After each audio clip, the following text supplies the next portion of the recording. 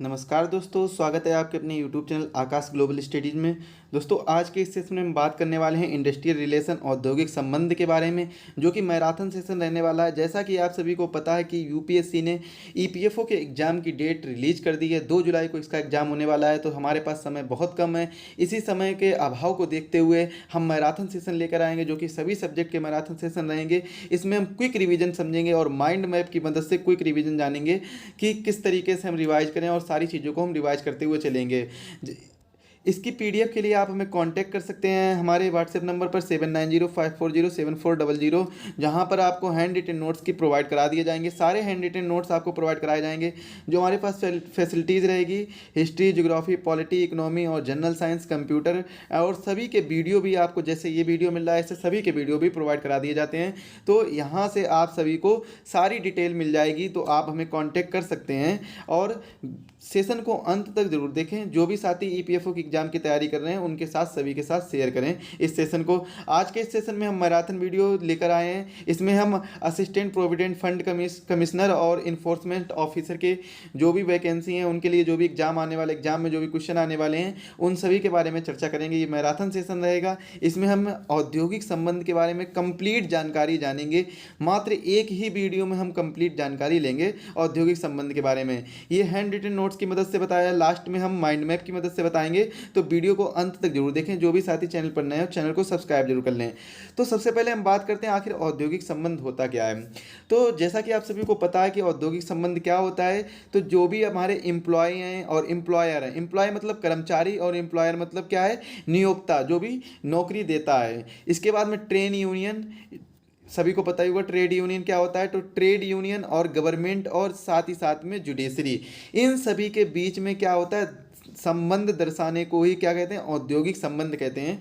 तो last time exam में question पूछा गया था कि औद्योगिक संबंध में निम्नलिखित में कौन कौन शामिल हैं। ऑप्शन दिए गए थे, इसी तरीके से एम्प्लॉय दिया गया था, एम्प्लॉयर दिया गया था, एक ऑप्शन और दिया गया जैसे ट्रेड यूनियन दे दिया गया था, और ऑप्शन डी दिया गया था, सभी दिए गए थे, या फिर ए बी करके ऐसे कुछ ऑप्शन दिए जाते हैं। तो ये आपको याद रखना होगा कि जो औद्योगिक संबंध होता है, इंडस्ट्रियल रिलेशन होता है, वो किसके किसके बीच में होता है, एम्प्लॉय के बीच में होता है, यानी कर्मचारी के बीच में होता है।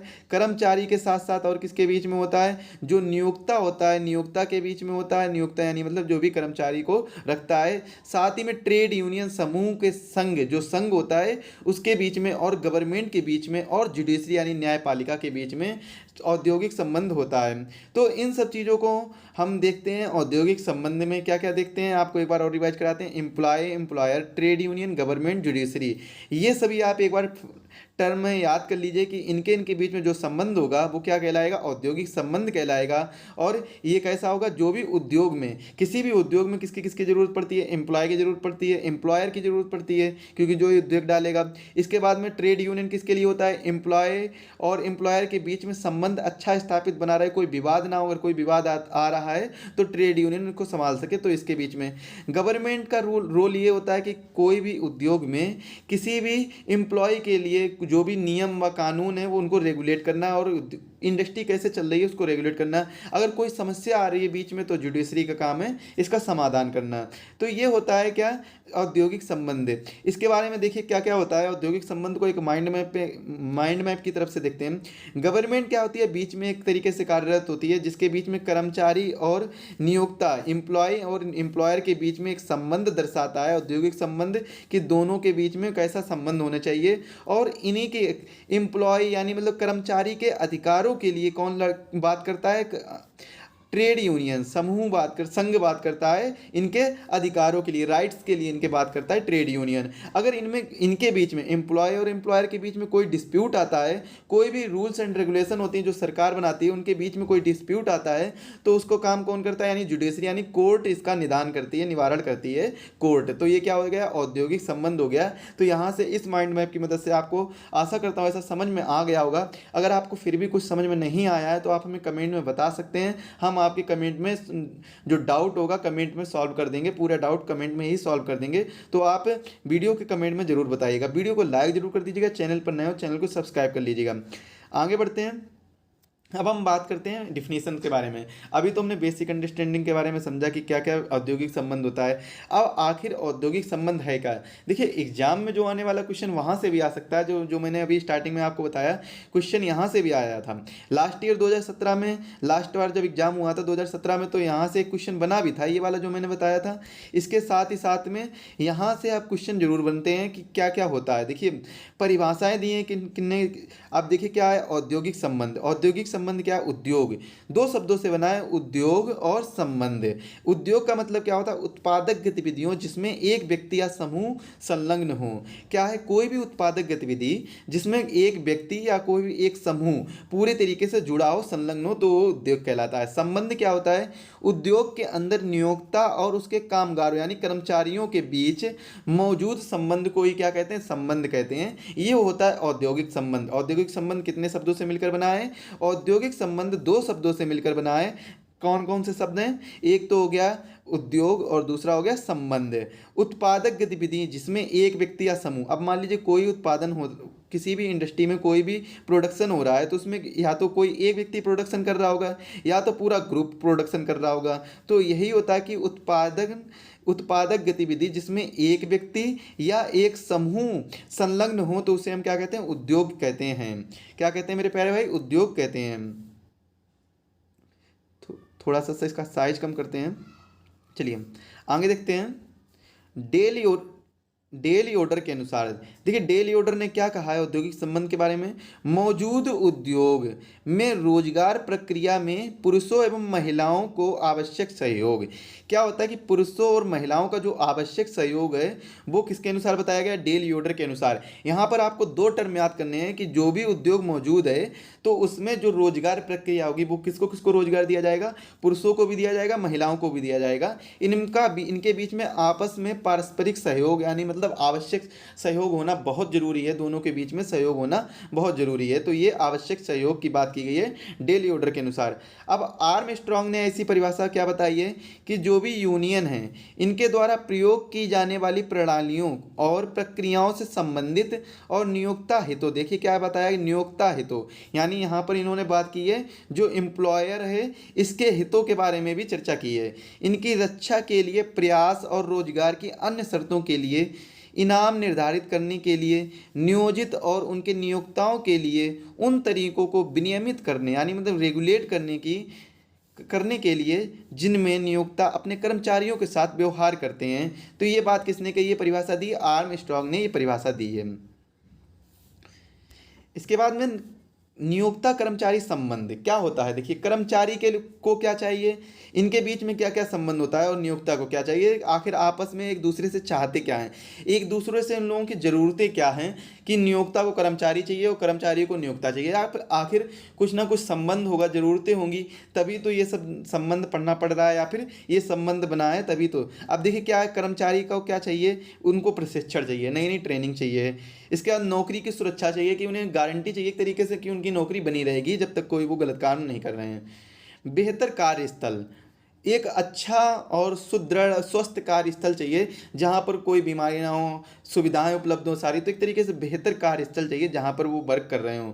और बेहतर वेतन, सबसे इंपॉर्टेंट चीज़ यही है कि बेहतर वेतन चाहिए, एक अच्छी सैलरी, एक अच्छा पेमेंट कर्मचारी को चाहिए होता है। वो ये कौन देगा? ये देगा नियोक्ता।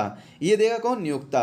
अब कर्मचारी नियोक्ता को क्या देगा? उत्पादकता देगा, प्रोडक्टिविटी देगा। मतलब क्या है, यहाँ से वो प्रोडक्शन जितना ज़्यादा से ज़्यादा करेंगे नियोक्ता को उतना फ़ायदा होगा। जब नियोक्ता को फ़ायदा होगा तो वो अच्छा वेतन देंगे। तो यहाँ से क्या है, नियोक्ता को यानी एम्प्लॉयर को क्या चाहिए? उत्पादकता चाहिए, प्रोडक्टिविटी चाहिए, हितों में विवाद नहीं चाहिए। अगर कोई भी बात हो रही है, हित की बात हो रही है, तो उसमें डिस्प्यूट नहीं चाहिए, विवाद नहीं चाहिए। कानून का संरक्षण, इनको कानून का संरक्षण चाहिए कि ये आपस में कुछ भी नहीं कर सकते हैं। इसके साथ में लचीलापन चाहिए, फ्लेक्सिबिलिटी चाहिए कि सभी लोग मिलकर काम करेंगे, सभी लोग साथ में मिलकर काम करेंगे। ये एक तरीके से लचीलापन चाहिए ये। अब बात करते हैं औद्योगिक संबंधों का दायरा। देखिए बहुत ही इंपॉर्टेंट चीज़ है कि औद्योगिक संबंधों का दायरा क्या होना चाहिए। आखिर ये तो है ना कि औद्योगिक संबंध है, अगर बीच में नियोक्ता और कर्मचारी के बीच में संबंध है तो उनके बीच में कोई दायरा नहीं होगा, अपनी मनमानी से जो मन हो वो करे, जो मन हो ये करें, ऐसा नहीं है। तो इनके बीच में कुछ दायरे भी हैं। क्या क्या दायरे हैं? तो देखिए इनके 4 आयाम हैं जिसमें पहला है नियोक्ता कर्मचारी संबंध, इसके बाद दूसरा नंबर है समूह संबंध, तीसरा नंबर है श्रम संबंध और चौथा नंबर है जनसंपर्क। तो क्या है कि इसके चार आयाम कौन कौन से? नियोक्ता कर्मचारी संबंध, जो एम्प्लॉय और एम्प्लॉयर के बीच में जो संबंध है वो अच्छा बना रहे, तो ये आयाम है, ये बहुत ज़रूरी है। इसके बाद में समूह संबंध क्या मतलब क्या है कि जो भी हमारी ट्रेड यूनियन बनाई गई है, ट्रेड यूनियन जो भी बनाई गई है, तो इनके बीच में, ट्रेड यूनियन के बीच में, नियोक्ता के बीच में और कर्मचारी के बीच में आपस में संबंध अच्छा बना रहे। जो भी बात है वो ट्रेड यूनियन ही उसको संभाल ले, कोई भी बात है तो इस तरीके से क्या है, ट्रेड यूनियन यानी समूह संबंध भी होना जरूरी है। श्रम संबंध होना भी जरूरी है। आखिर लेबर क्या क्या वर्क करें, लेबर में आपस में संबंध अच्छा रहेगा तो अच्छे से वर्क कर पाएंगे वो लोग, तो ये श्रम संबंध होना भी जरूरी है। इसके बाद में जनसंपर्क, लोगों से संपर्क होना भी जरूरी है। जितना ज़्यादा जो लोगों से संपर्क होगा उतनी ज़्यादा उन लोगों को नॉलेज बढ़ेगी, नॉलेज का बहुत ज़्यादा से ज़्यादा इधर उधर वितरण कर पाएंगे। इसके बाद में हम कुछ करेंट अपडेट को लेकर आए हैं। करेंट अपडेट में देखिए क्या बताया गया है। औद्योगिक संबंध संहिता बिल 2020 में 3 अधिनियमों के प्रासंगिक प्रावधानों को समामेलित किया गया करने, सरल बनाने और युक्ति संगत बनाने का प्रस्ताव है। देखिए अभी प्रस्ताव है, ये बात चल रही है, अभी संसद में है। तो जो नियम 3 कौन कौन से हैं, संहिता बिल कौन कौन से हैं, ये औद्योगिक संबंध संहिता बिल 2020 में 3 को जोड़ा गया, 3 को ऐड किया गया है। पहला है ट्रेड यूनियन अधिनियम 1926, औद्योगिक रोजगार जो कि स्थायी आदेश है अधिनियम 1946, औद्योगिक विवाद अधिनियम 1947। इन 3 अधिनियमों को जोड़कर एक संबंध बनाया गया, औद्योगिक संबंध संहिता बिल 2020। इंपॉर्टेंट है, यहाँ से क्वेश्चन बन सकता है क्योंकि करेंट अफेयर्स है। करेंट अफेयर्स से क्वेश्चन जरूर बनेंगे, आपको पता होगा, चाहे आप किसी भी एग्जाम की तैयारी कर रहे हैं तो करेंट अफेयर्स से रिलेटेड क्वेश्चन ऐसे जरूर पूछा जाएगा उस सब्जेक्ट का। हाँ जी, आगे बात करते हैं नियोक्ता कर्मचारी संबंध। आखिर नियोक्ता और कर्मचारी के बीच में कैसा संबंध होना चाहिए? मधुर संबंध बनाए रखने के लिए नियोक्ता को कर्मचारी के साथ उचित व्यवहार करना चाहिए। इंपॉर्टेंट है, उचित व्यवहार करना चाहिए, तभी उनके बीच में मधुर संबंध बने रहेंगे। और उनके प्रयासों को महत्व देना चाहिए कि कर्मचारी या फिर नियोक्ता कोई भी प्रयास कर रहा है, कंपनी के हित के लिए कोई भी प्रयास कर रहा है। अब जैसे कर्मचारी क्या प्रयास करेगा, ज़्यादा से ज़्यादा प्रोडक्टिविटी की, ज़्यादा से ज़्यादा उत्पादकता बढ़ाने के प्रयास करेगा, अच्छा उत्पादन करने का प्रयास करेगा, जिससे नियोक्ता को भी काफ़ी ज़्यादा प्रॉफिट होगा कि उनका जो इंडस्ट्री में जो भी माल बन रहा है, जो भी प्रोडक्ट बन रहा है, उसकी ज़्यादा से ज़्यादा सेलिंग होगी तो कर्मचारी नियोक्ता को भी फ़ायदा होगा। जब नियोक्ता को फ़ायदा होगा तो कर्मचारी को फ़ायदा होगा। ये सिंपल सी बात है। तो मधुर संबंध तभी बन सकता है जब नियोक्ता को कर्मचारी के साथ उचित व्यवहार करना चाहिए। नियोक्ता है कर्मचारी के साथ उचित व्यवहार करें, उनसे गंदे तरीके से बात ना करें, उनके लिए सारी सुविधाएं उपलब्ध कराएं, उनके लिए अच्छी व्यवस्थाएं उपलब्ध कराएं, अच्छी मशीनरी उपलब्ध कराएं, जिससे उनके काम में और ज़्यादा आसानी हो सके। उचित स्थान जहां से वो अच्छी तरीके से वर्क कर सकें ये उपलब्ध कराएं। तो ऐसा व्यवहार करना चाहिए उनके साथ में, एक निर्धनता वाला अच्छा सा व्यवहार करना चाहिए। ऐसा नहीं है कि उनको चिल्ला रहे हैं, हड़का रहे हैं, अपनी भाषा में कह सकते हैं, तो ऐसा नहीं करना चाहिए। उनके प्रयासों को महत्व देना चाहिए। अगर कर्मचारी कोई भी प्रयास कर रहा है जो कंपनी के हित में जा रहा है, तो उसके प्रयासों को जरूर महत्व दें, जिससे वो और आगे सोचे। अब प्रयासों को महत्व कैसे दिया जा सकता है? किसी कर्मचारी ने कोई अच्छा प्रयास किया तो उसको महत्व कैसे दिया जाएगा? उसको प्रमोशन करके। जब उसका प्रमोशन होगा तो उसके देखा देखी 4-5 लोग और सोचेंगे, वो भी प्रयास करेंगे, तो उनको भी प्रमोशन की लत लगेगी, तो वो भी प्रयास करेंगे, जिससे कंपनी का और ज़्यादा प्रॉफिट होगा। तो इस तरीके से उनके प्रयासों को महत्व देना चाहिए। आगे देखते हैं कर्मचारी संबंध कार्यक्रम, प्रदर्शन आधारित पदोन्नति। देखिए जो मैंने प्रमोशन की बात की है, पदोन्नति और यहाँ तक कि उत्पादक कर्मचारियों को कंपनी के हितधारक बनाने जैसी विभिन्न मानव संसाधन रणनीतियों को भी अपनाना चाहिए। ये मैंने इसके बारे में समझा दिया है। अब हम बात करते हैं ट्रेड यूनियन, व्यापार समूह। आखिर क्या है व्यापार समूह? नियोक्ता के शोषण से अपने अधिकारों, वेतन और काम करने स्थिति की रक्षा के लिए गठित एक समूह क्या कहलाता है? व्यापार समूह कहलाता है। लगभग हर पेशे, उद्योग, संगठन की अपनी यूनियन है। चाहे आप किसी भी पेशे की बात कर लें, किसी भी उद्योग की बात कर लें, हर तरीके से क्या है, उनका एक संगठन होता है, एक यूनियन होता है जिसे हम ट्रेड यूनियन कहते हैं। आपने देखा होगा, एक मूवी देखी होगी लाडला, लाडला लाडला मूवी या बेटा कोई ऐसे करके मूवी है अनिल कपूर की, जिसमें क्या होता है, अनिल कपूर और एक एक्ट्रेस होती है जिसका नाम शायद मुझे कंफर्म याद नहीं है। तो एक्ट्रेस होती है, वो क्या करती हैं, इनके बीच में जो संबंध होता है, वो एक्ट्रेस होती है, वो क्या होती है, एक फैक्ट्री की मालिक होती है, अनिल कपूर वहाँ का लेबर होता है। अनिल कपूर क्या बनाता है, एक ट्रेड यूनियन बनाता है, एक तरीके से क्या, एक यूनियन बनाया, क्योंकि वहाँ पर लेबरों का शोषण हो रहा था, जो श्रमिक है वहाँ पर उनका शोषण हो रहा था, तो इस वजह से वहाँ पर एक ट्रेड यूनियन बनाया गया था। तो ये बात थी, यहाँ पर आपको समझ में आ गया होगा कि ट्रेड यूनियन क्या होता है। अब हम बात करते हैं ट्रेड यूनियन अधिनियम 1926। जो ट्रेड यूनियन अधिनियम 1926 है, इसकी विशेषताओं पर नज़र डालते हैं एक बार। तो इसकी क्या क्या विशेषताएं, आप देखिए, ट्रेड यूनियन को हम किससे इंडिकेट कर रहे हैं, टीयू से इंडिकेट कर रहे हैं। आगे कहीं भी टीयू आएगा तो आप इसको ट्रेड यूनियन समझिएगा। ट्रेड यूनियन को कानूनी और कारपोरेट दर्जा देता है। ट्रेड यूनियन को कानूनी और कारपोरेट दर्जा देता है। यह न केवल श्रमिकों के संघ बल्कि नियोक्ताओं के संघों पर भी लागू होता है। यह श्रमिकों के संघ पर ही नहीं बल्कि नियोक्ताओं के संघों पर भी लागू होता है। ऐसा नहीं है कि केवल श्रमिकों ने ही अपना संघ बना लिया, नियोक्ता भी संघ बना सकते हैं। राजनीतिक उद्देश्य के लिए एक अलग कोष के निर्माण का प्रावधान करें। अगर कोई भी मान लीजिए राजनीतिक उद्देश्य है तो इसके उद्देश्यों के लिए एक अलग कोष का निर्माण करने का प्रावधान किया जाएगा ट्रेड यूनियन में। यह ट्रेड यूनियन को कुछ अधिकार प्रदान करता है और उनके दायित्व को स्पष्ट करता है। क्या है इसके प्रावधान में, ये भी दिया गया, जो अधिनियम है इसके प्रावधान में ये बताया गया है कि कुछ अधिकार प्रदान करता है और उनके दायित्व को स्पष्ट करता है। ट्रेड यूनियन के भी कुछ अधिकार होंगे कि क्या क्या उनके अधिकार हो सकते हैं, तो ये भी कौन प्रदान करता है, जो हम इसके बिल के बारे में पढ़ रहे हैं 1926 के बिल के बारे में, ट्रेड यूनियन अधिनियम 1926 के बारे में पढ़ रहे हैं, इसकी विशेषताओं के बारे में जानकारी ले रहे हैं। यहाँ से क्वेश्चन बन सकता है, आप इसको ध्यान से पढ़िएगा।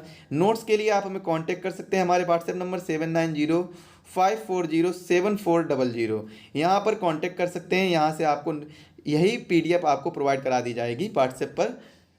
साथ में अगला हम पॉइंट देखते हैं, यह ट्रेड यूनियन के पंजीकरण को अनिवार्य नहीं बनाता है। देखिए, पंजीकरण अनिवार्य नहीं है ट्रेड यूनियन का। जो यह 1926 का ट्रेड यूनियन अधिनियम है, इसमें पंजीकरण रजिस्ट्रेशन अनिवार्य नहीं है, लेकिन कुछ लाभ प्रदान करता है। कुछ लाभ कैसे प्रदान करता है, जैसे कि पंजीकृत ट्रेड यूनियंस को एक कानूनी इकाई के रूप में मान्यता दी जाती है। ट्रेड यूनियन के पदाधिकारी की सुरक्षा मिलती है। ट्रेड यूनियन के बीच एक समझौते की वैधता दी जाती है। देखिए, रजिस्ट्रेशन तो जरूरी नहीं है, कंपलसरी नहीं है, लेकिन अगर आपका रजिस्ट्रेशन है, मतलब जिस किसी भी ट्रेड यूनियन का रजिस्ट्रेशन है, तो उसके लिए क्या है, उसको कुछ लाभ मिलेंगे। जो भी पंजीकृत ट्रेड यूनियन होंगे उनको कानूनी इकाई के रूप में, एक तरीके से उनको कानूनी इकाई के रूप में समझा जाएगा, मतलब उन्हें कानून की तरफ से संरक्षण प्राप्त होगा। ट्रेड यूनियन के पदाधिकारियों की सुरक्षा मिलती है। जो भी ट्रेड यूनियन के पदाधिकारी होंगे, मेंबर्स होंगे, जो अधिकारी होंगे, दोनों लोग होंगे, तो उनको सुरक्षा भी मिलती है और इनके बीच एक समझौते को वैधता दी जाती है। इनके बीच में कोई भी समझौता हो रहा है तो इनको एक वैधता दी जाएगी, कानूनी वैधता दी जाएगी। आगे के इंपॉर्टेंट चीज़ को पढ़ते हैं। इंपॉर्टेंट ये फैक्ट है, यहाँ पर आपको स्टार मार्क कर लीजिएगा। धारा 21, कोई भी 15 वर्ष और उससे अधिक आयु का ट्रेड यूनियन का सदस्य बन सकता है। यहाँ से क्वेश्चन पूछा जा सकता है कि किस धारा के तहत कोई भी 15 वर्ष या उससे अधिक आयु का व्यक्ति ट्रेड यूनियन का सदस्य बन सकता है। आप देखिए यहाँ पर क्वेश्चन क्या है, यहाँ पर पूछा जा सकता है, तो कौन सी धारा है, धारा 21। या फिर क्वेश्चन ये भी पूछा जा सकता है, धारा 21 के तहत कितने वर्ष के आयु के व्यक्ति सदस्य बन सकते हैं, ट्रेड यूनियन के सदस्य बन सकते हैं, या फिर कितने व्यक्ति के आयु के ट्रेड यूनियन के अधिकारी बन सकते हैं। तो सदस्य बनने के लिए 15 वर्ष से अधिक चाहिए और अधिकारी बनने के लिए 18 वर्ष से अधिक चाहिए। किस धारा में वर्णन किया गया, धारा 21 में ये बात कही गई है। धारा 21 में ये बात कही गई है। इसके बाद में ट्रेड यूनियन आखिर क्या है, तो रिक्वायर्ड कितने हैं, किसी भी ट्रेड यूनियन के लिए सदस्य जो रिक्वायर है वो 7 सदस्य न्यूनतम रिक्वायर होने चाहिए। इंपॉर्टेंट क्वेश्चन है, यहाँ से क्वेश्चन पूछा जा सकता है। सदस्य कितने होने चाहिए रिक्वायर्ड, 7 सदस्य, मिनिमम 7 सदस्य होने चाहिए। योग्यता क्या होनी चाहिए, 10% या 100 लोग, 10% या 100 लोग जो भी कम हो। अब इसका मतलब क्या है कि 10% या 100 लोग जो भी कम हो। किसी भी फैक्ट्री में 500 वर्कर हैं, 500 वर्कर हैं, तो इनका 10% कितना हुआ भाई, 10% हुआ आपका 50। तो 50 लोग हों या तो 100 लोग हों, मतलब 50 लोग या 100 लोग, इनमें से जो दो कम हो, जो भी कम होगा, तो कम कौन सा है, 50 वाला कम है, तो हम 50 को कंसीडर करेंगे। यानी मतलब जो भी कम होगा वही इसमें माना जाएगा। तो योग्यता क्या है ट्रेड यूनियन बनाने की, या तो उसमें कर्मचारियों की संख्या का 10% हो या फिर 100 लोग हों, इनमें से जो भी कम होगा उसको ही कंसीडर कर लेंगे। ऐसा नहीं है कि 100 लोग होने अनिवार्य हैं, लेकिन 10% इसका कितना है, 50 है। 10% कितना है, 50 है, तो 50 भी चलेगा क्योंकि 50 कम है। यहाँ पर साफ साफ कह दिया गया जो भी कम हो। अब देखिए मेंबर के लिए, ट्रेड यूनियन में मेंबर सदस्य बनने के लिए कितनी आयु चाहिए, मिनिमम 15 साल चाहिए। साथ ही साथ में अधिकारी बनने के लिए, ऑफिसर ब्यूरो बनने के लिए मिनिमम एज कितनी चाहिए, 18 साल चाहिए। अधिकतम 3 साल के लिए नियुक्त किया जा सकता है। अगर कोई भी अधिकारी है, एक टाइम इलेक्शन में अधिकतम 3 साल के लिए कोई भी अधिकारी नियुक्त किया जा सकता है। अब आप ये सोच रहे होंगे कि कई अधिकारी, तो मैंने कई ट्रेड यूनियन में देखा कि वो कई बार से बनते हुए आ रहे हैं, मतलब लगातार बने हुए हैं, 10 साल 20 साल हो गए वही अधिकारी बने हुए हैं। तो जब एक बार इलेक्शन होगा तब 3 साल के लिए अधिकतम नियुक्त किया जाएगा। इसके बाद दोबारा से इलेक्शन होगा, दोबारा से नियुक्त कर दिया जाएगा। फिर से इलेक्शन होगा, फिर से इसी व्यक्ति को नियुक्त किया जा सकता है। एक बार फिर इलेक्शन होगा, फिर से नियुक्त किया जा सकता है। तो ऐसे मान लीजिए 3 बार इलेक्शन हो गया तो 9 बार ये नियुक्त हो गया, 9 साल के लिए नियुक्त हो गया। तो इस तरीके से नियुक्त किया जा सकता है। लेकिन एक बार इलेक्शन में 3 साल के लिए अधिकतम कितना है, 3 साल के लिए ही नियुक्त किया जा सकता है। ये इंपॉर्टेंट क्वेश्चन है। और अधिकारी के लिए 18 वर्ष मिनिमम आयु और मेंबर के लिए 15 वर्ष मिनिमम आयु चाहिए। अब इसकी विशेषताएं क्या क्या होती हैं हम इनके बारे में देखते हैं। पंजीकरण का तरीका है कि ट्रेड यूनियन के कोई भी 7 या अधिक सदस्य ट्रेड यूनियन के नियमों और उसके अनुपालन के लिए अपना नाम दर्ज करा सकते हैं। 7 या अधिक, लेकिन मिनिमम कितने होने चाहिए, 7 मेंबर मिनिमम होने ही होने चाहिए।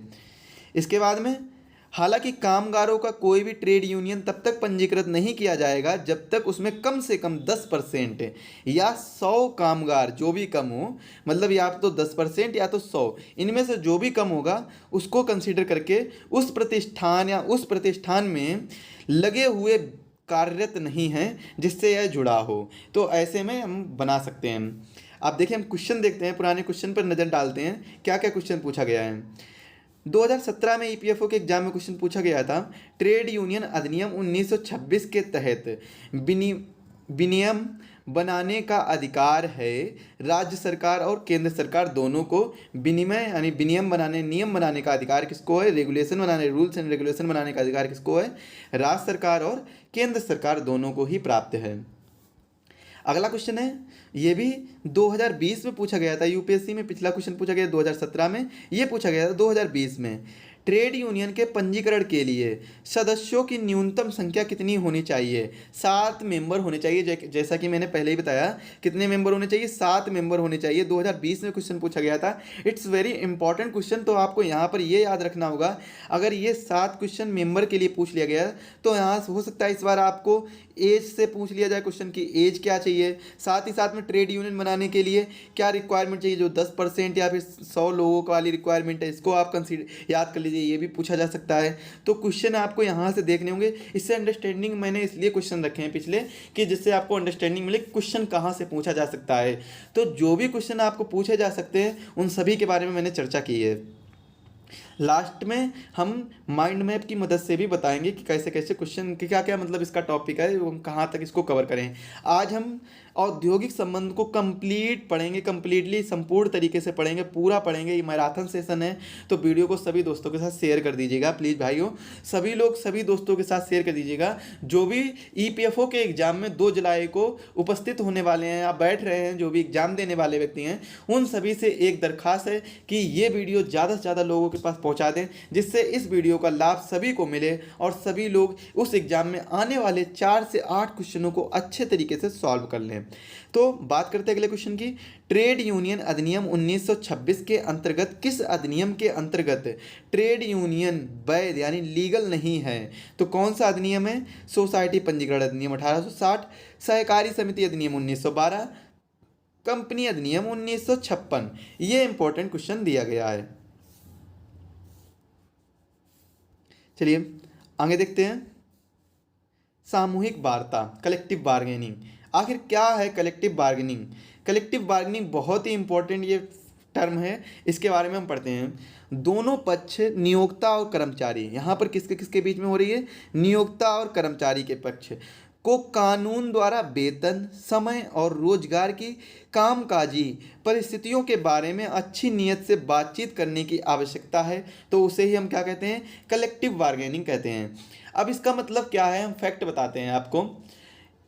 कोई भी एक मध्यस्थता होगा, मतलब बीच में जो मीडिएटर होगा वो क्या करेगा, अगर मान लीजिए कामगारों जो कर्मचारी हैं और जो नियोक्ता है इनके बीच में कोई विवाद हो गया अचानक से, तो क्या कर सकता है कि जो कर्मचारी हैं वो ट्रेड यूनियन के पास जाएगी अपने, तो ट्रेड यूनियन वाले क्या सोचेंगे, ट्रेड यूनियन वाले कहेंगे कि चलो हम एक बार बात करके ही मसले को निपटाते हैं, कि क्या मसला है आखिर, बात करके ही हम इसको निपटाते हैं।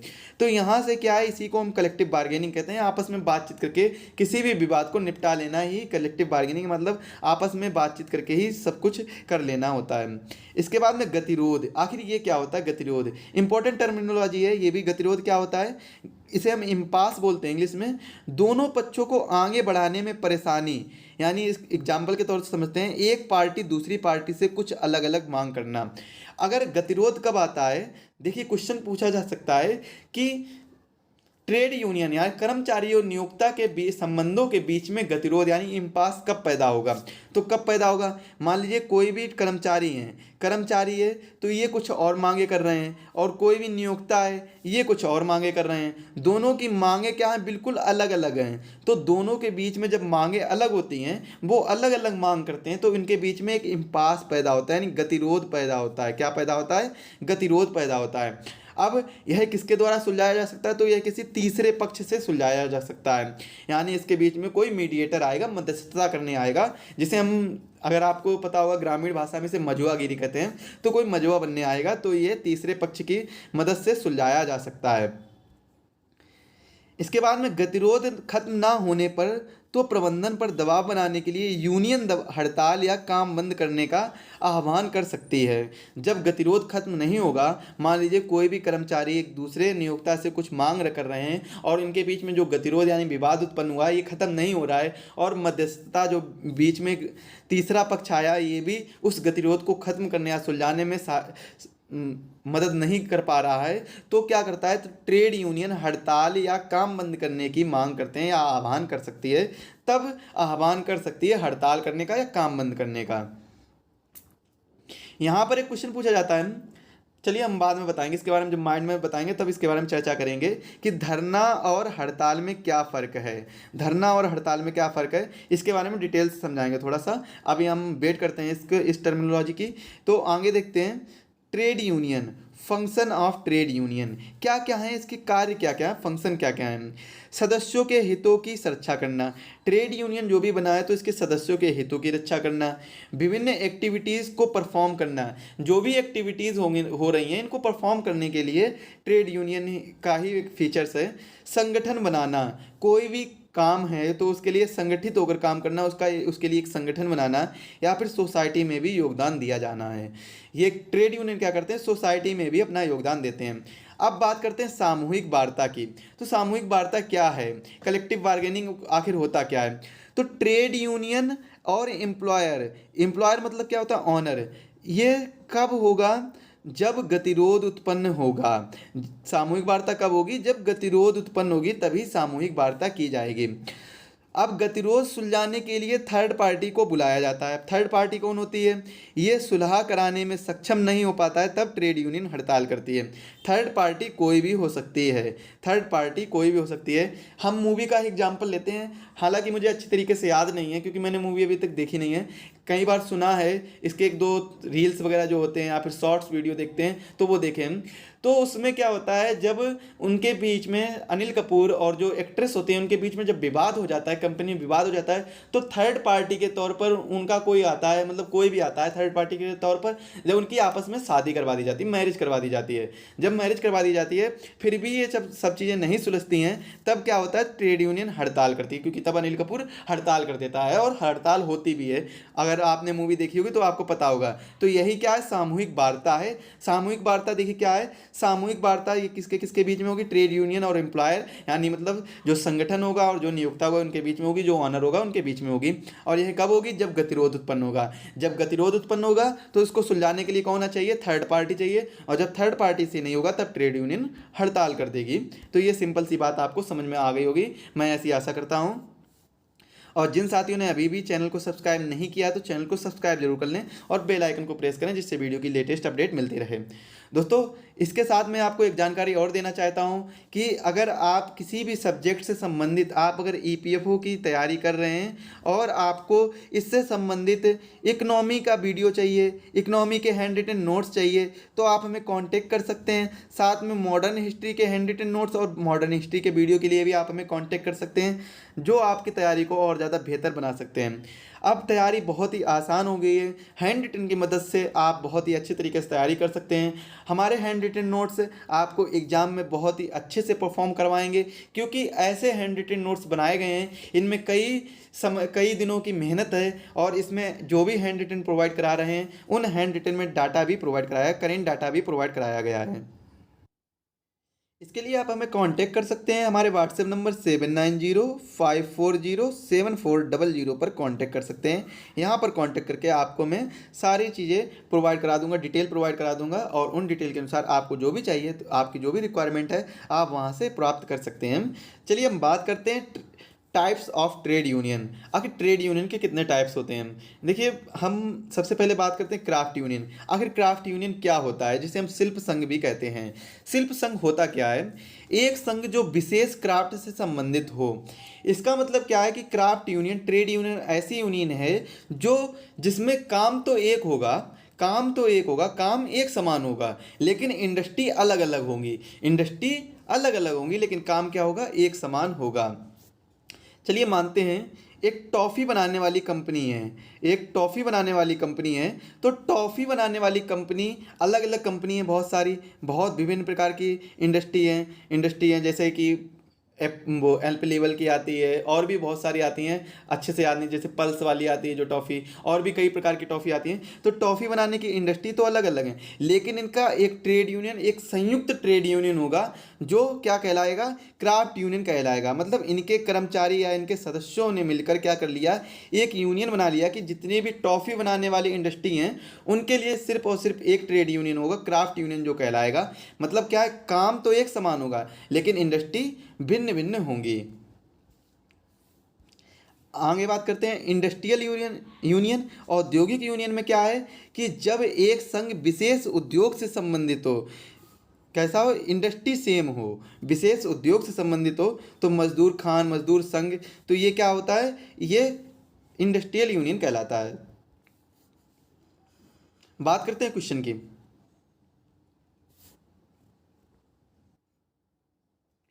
एक संघ जिसकी सदस्यता में कई उद्योगों, रोजगार और शिल्प में कार्यरत श्रमिकों को शामिल किया जा सकता है के रूप में जाना जाता है सामान्य संघ। क्या है, सामान्य संघ है, जनरल यूनियन है। तो यहाँ पर भी आप इसको देखिएगा, जनरल यूनियन। आखिर क्या होता है जनरल यूनियन, इसके बारे में देखते हैं। एक संघ जिसमें अनेक उद्योगों के बावजूद सदस्य हों, उनके उद्योगों के बावजूद भी सदस्य हों। जनरल यूनियन कैसा होता है, एक संघ जिसमें उनके उद्योगों के बावजूद सदस्य हों। इसके बाद में रीजनल यूनियन। तो रीजनल यूनियन क्या है, क्षेत्रीय संघ क्या है, विशेष क्षेत्र से संबंधित हो, कोई भी एक विशेष क्षेत्र से संबंधित हो, वो क्या कहलाता है, रीजनल यूनियन कहलाता है, क्षेत्रीय संघ कहलाता है।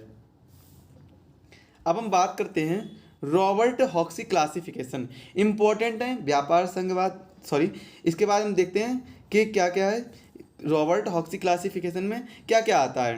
तो देखिए इसमें क्या क्या आता है, व्यापार संघवाद, दोस्ताना या उत्थान संघवाद, क्रांतिकारी संघवाद, हिंसक संघवाद और आश्रित संघवाद।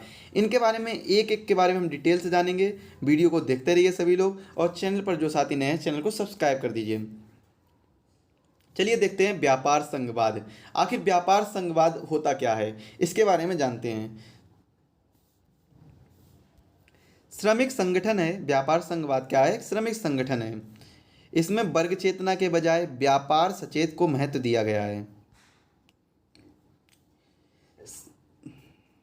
सामूहिक सौदेबाजी के माध्यम से ही उनके लक्ष्यों की उपलब्धि को बढ़ावा मिलता है। हड़ताल के हथियार और राजनीतिक कार्रवाई का सहारा लेने की मांग तभी की जाती है जब उनके हितों की सेवा नहीं की जाती है। इसके बाद में दोस्ताना या उत्थान संघवाद क्या होता है, तो इसके बारे में चर्चा करते हैं।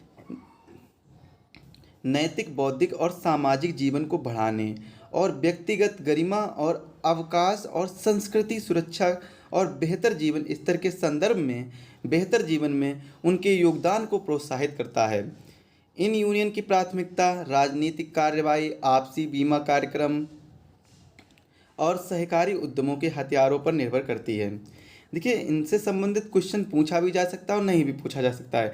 फिलहाल में आपको सिर्फ इतना याद रखना होगा कि जो रॉबर्ट हॉक्सी का क्लासिफिकेशन है वो कौन कौन से क्लासिफिकेशन है। व्यापार संघवाद, दोस्ताना या उत्थान, क्रांतिकारी, हिंसक और आश्रित, ये आपको याद रखना होगा।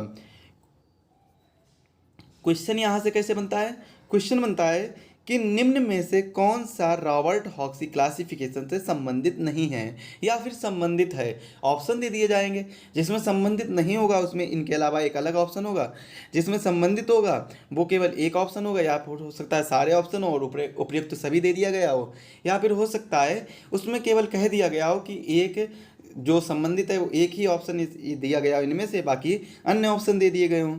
तो ये चीज़ पूछी जा सकती है, तो इसको आप जरूर याद कर लीजिएगा। अब हम बात करते हैं क्रांतिकारी संघवाद। क्रांतिकारी संघवाद क्या होता है। यह सिद्धांत और क्रिया में अत्यंत क्रांतिकारी है। जैसा कि नाम है तो वैसे सिद्धांत और क्रिया में भी अत्यंत क्रांतिकारी है, रिवोल्यूशनरी है। यह सचेत व्यापार को कम से कम महत्व देता है। इसका उद्देश्य सभी कामगारों को एक एकीकृत संघर्षशील संगठन में एकजुट करना है। इंपॉर्टेंट फैक्ट है, इसको आप याद कर लीजिए।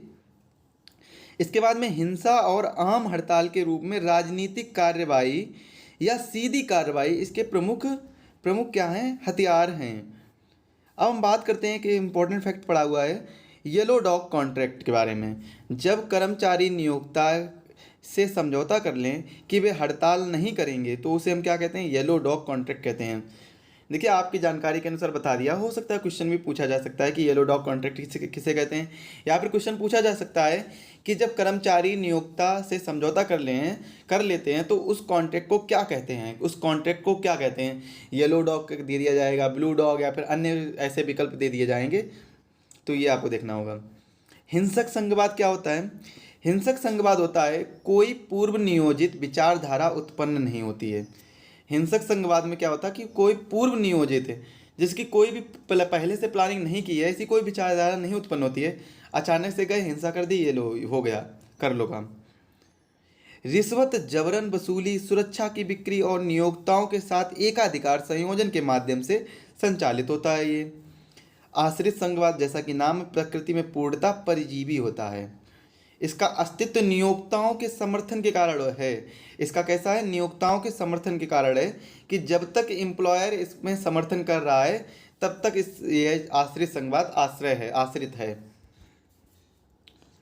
इसके बाद में देखते हैं कुछ इंपॉर्टेंट ट्रेड यूनियंस हैं जो इंडिया में बनाई गई हैं। इनके क्रम के बारे में, इनके ईयर के बारे में पूछ लिया जाता है। तो सबसे पहले ये AITUC मतलब क्या है, all India trade union Congress communist party of India 1921। All India trade union, ये ट्रेड यूनियन का नाम है, और किसके द्वारा, Congress communist party of India. Indian national trade union INTU।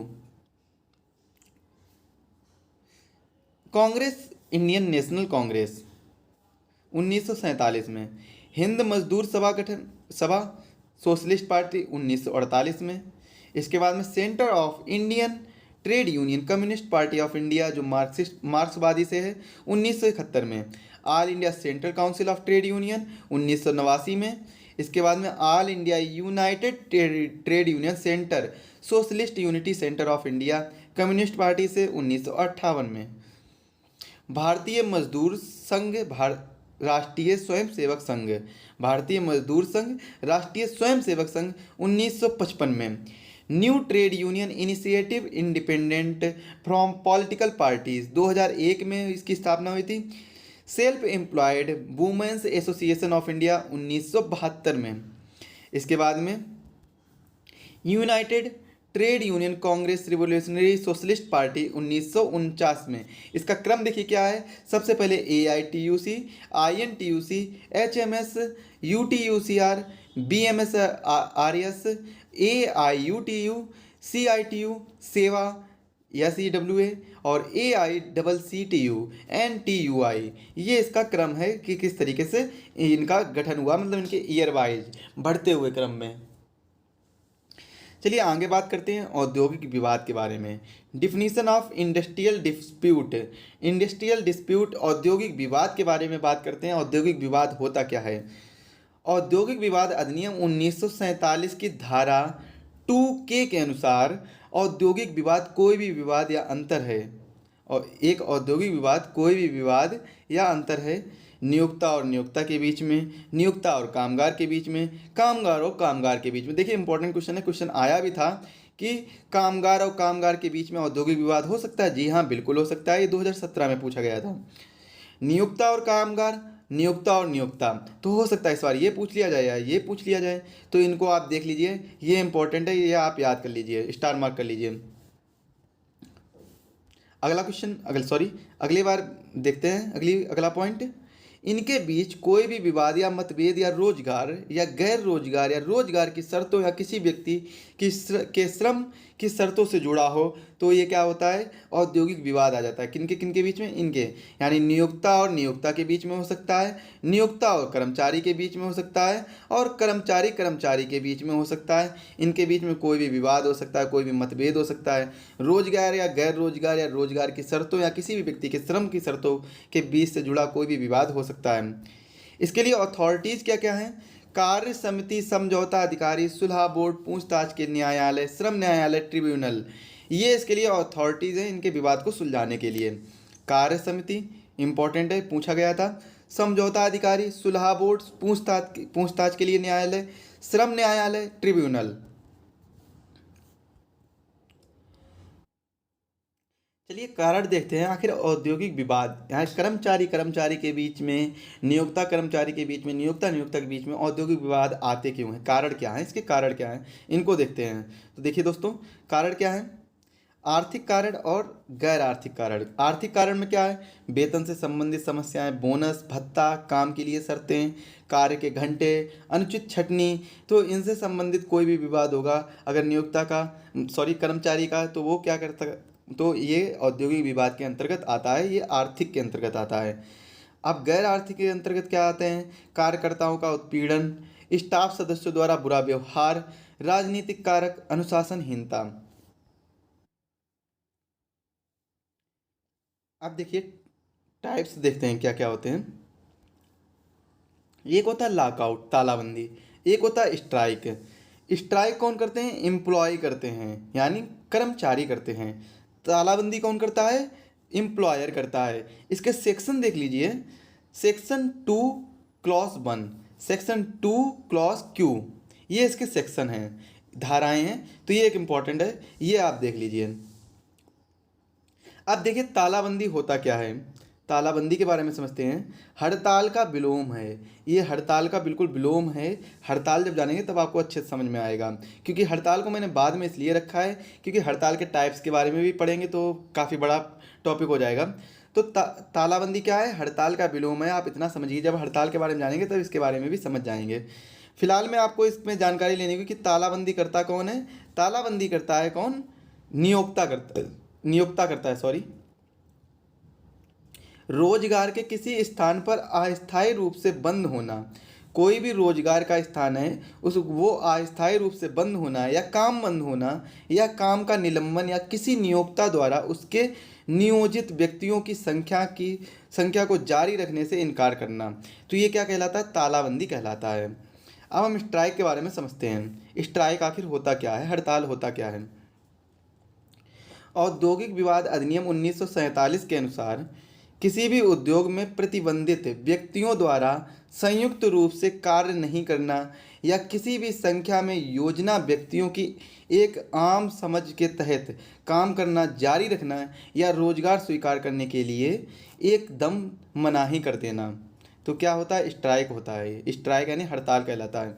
यह एक परिभाषा किसके अनुसार है? औद्योगिक विवाद अधिनियम 1947 के अनुसार। मात्र कार्य को रोक देना हड़ताल के अर्थ में नहीं आता है।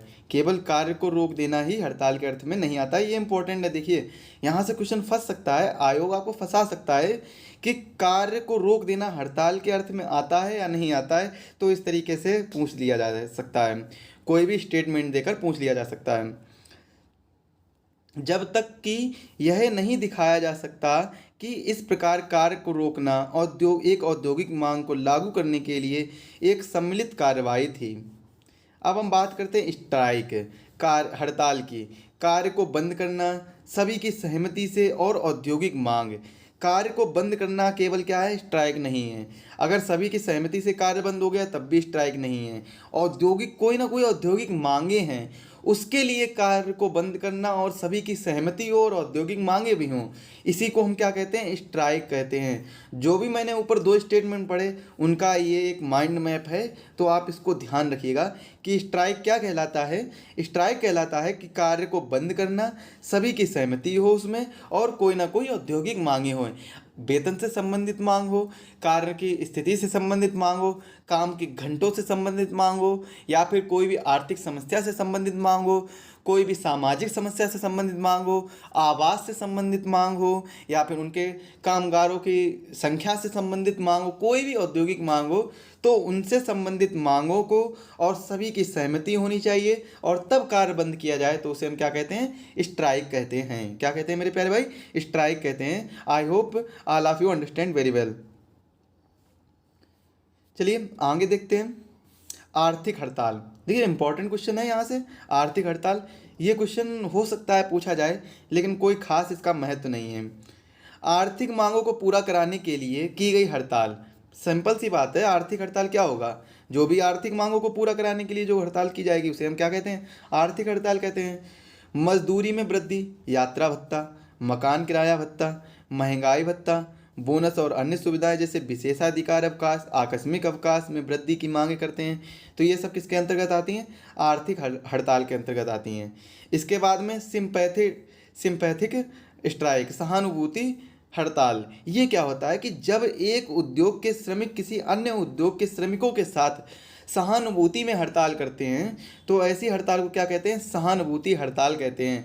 मान लीजिए कोई भी एक पर्सन है ए, तो ये हड़ताल कर रहा है कि यूनियन, ये ट्रेड यूनियन है, ये कोई भी दूसरे उद्योग से संबंधित है, ये हड़ताल कर रहा है, ये स्ट्राइक कर रहा है, और यहाँ पर एक दूसरी ट्रेड यूनियन है, ये दूसरी ट्रेड यूनियन है, तो ये क्या है? इसकी सहानुभूति में ये भी इसमें हड़ताल करते, इसी में मिल जाया कर, तो ये क्या होता है? सहानुभूति हड़ताल कहलाती है।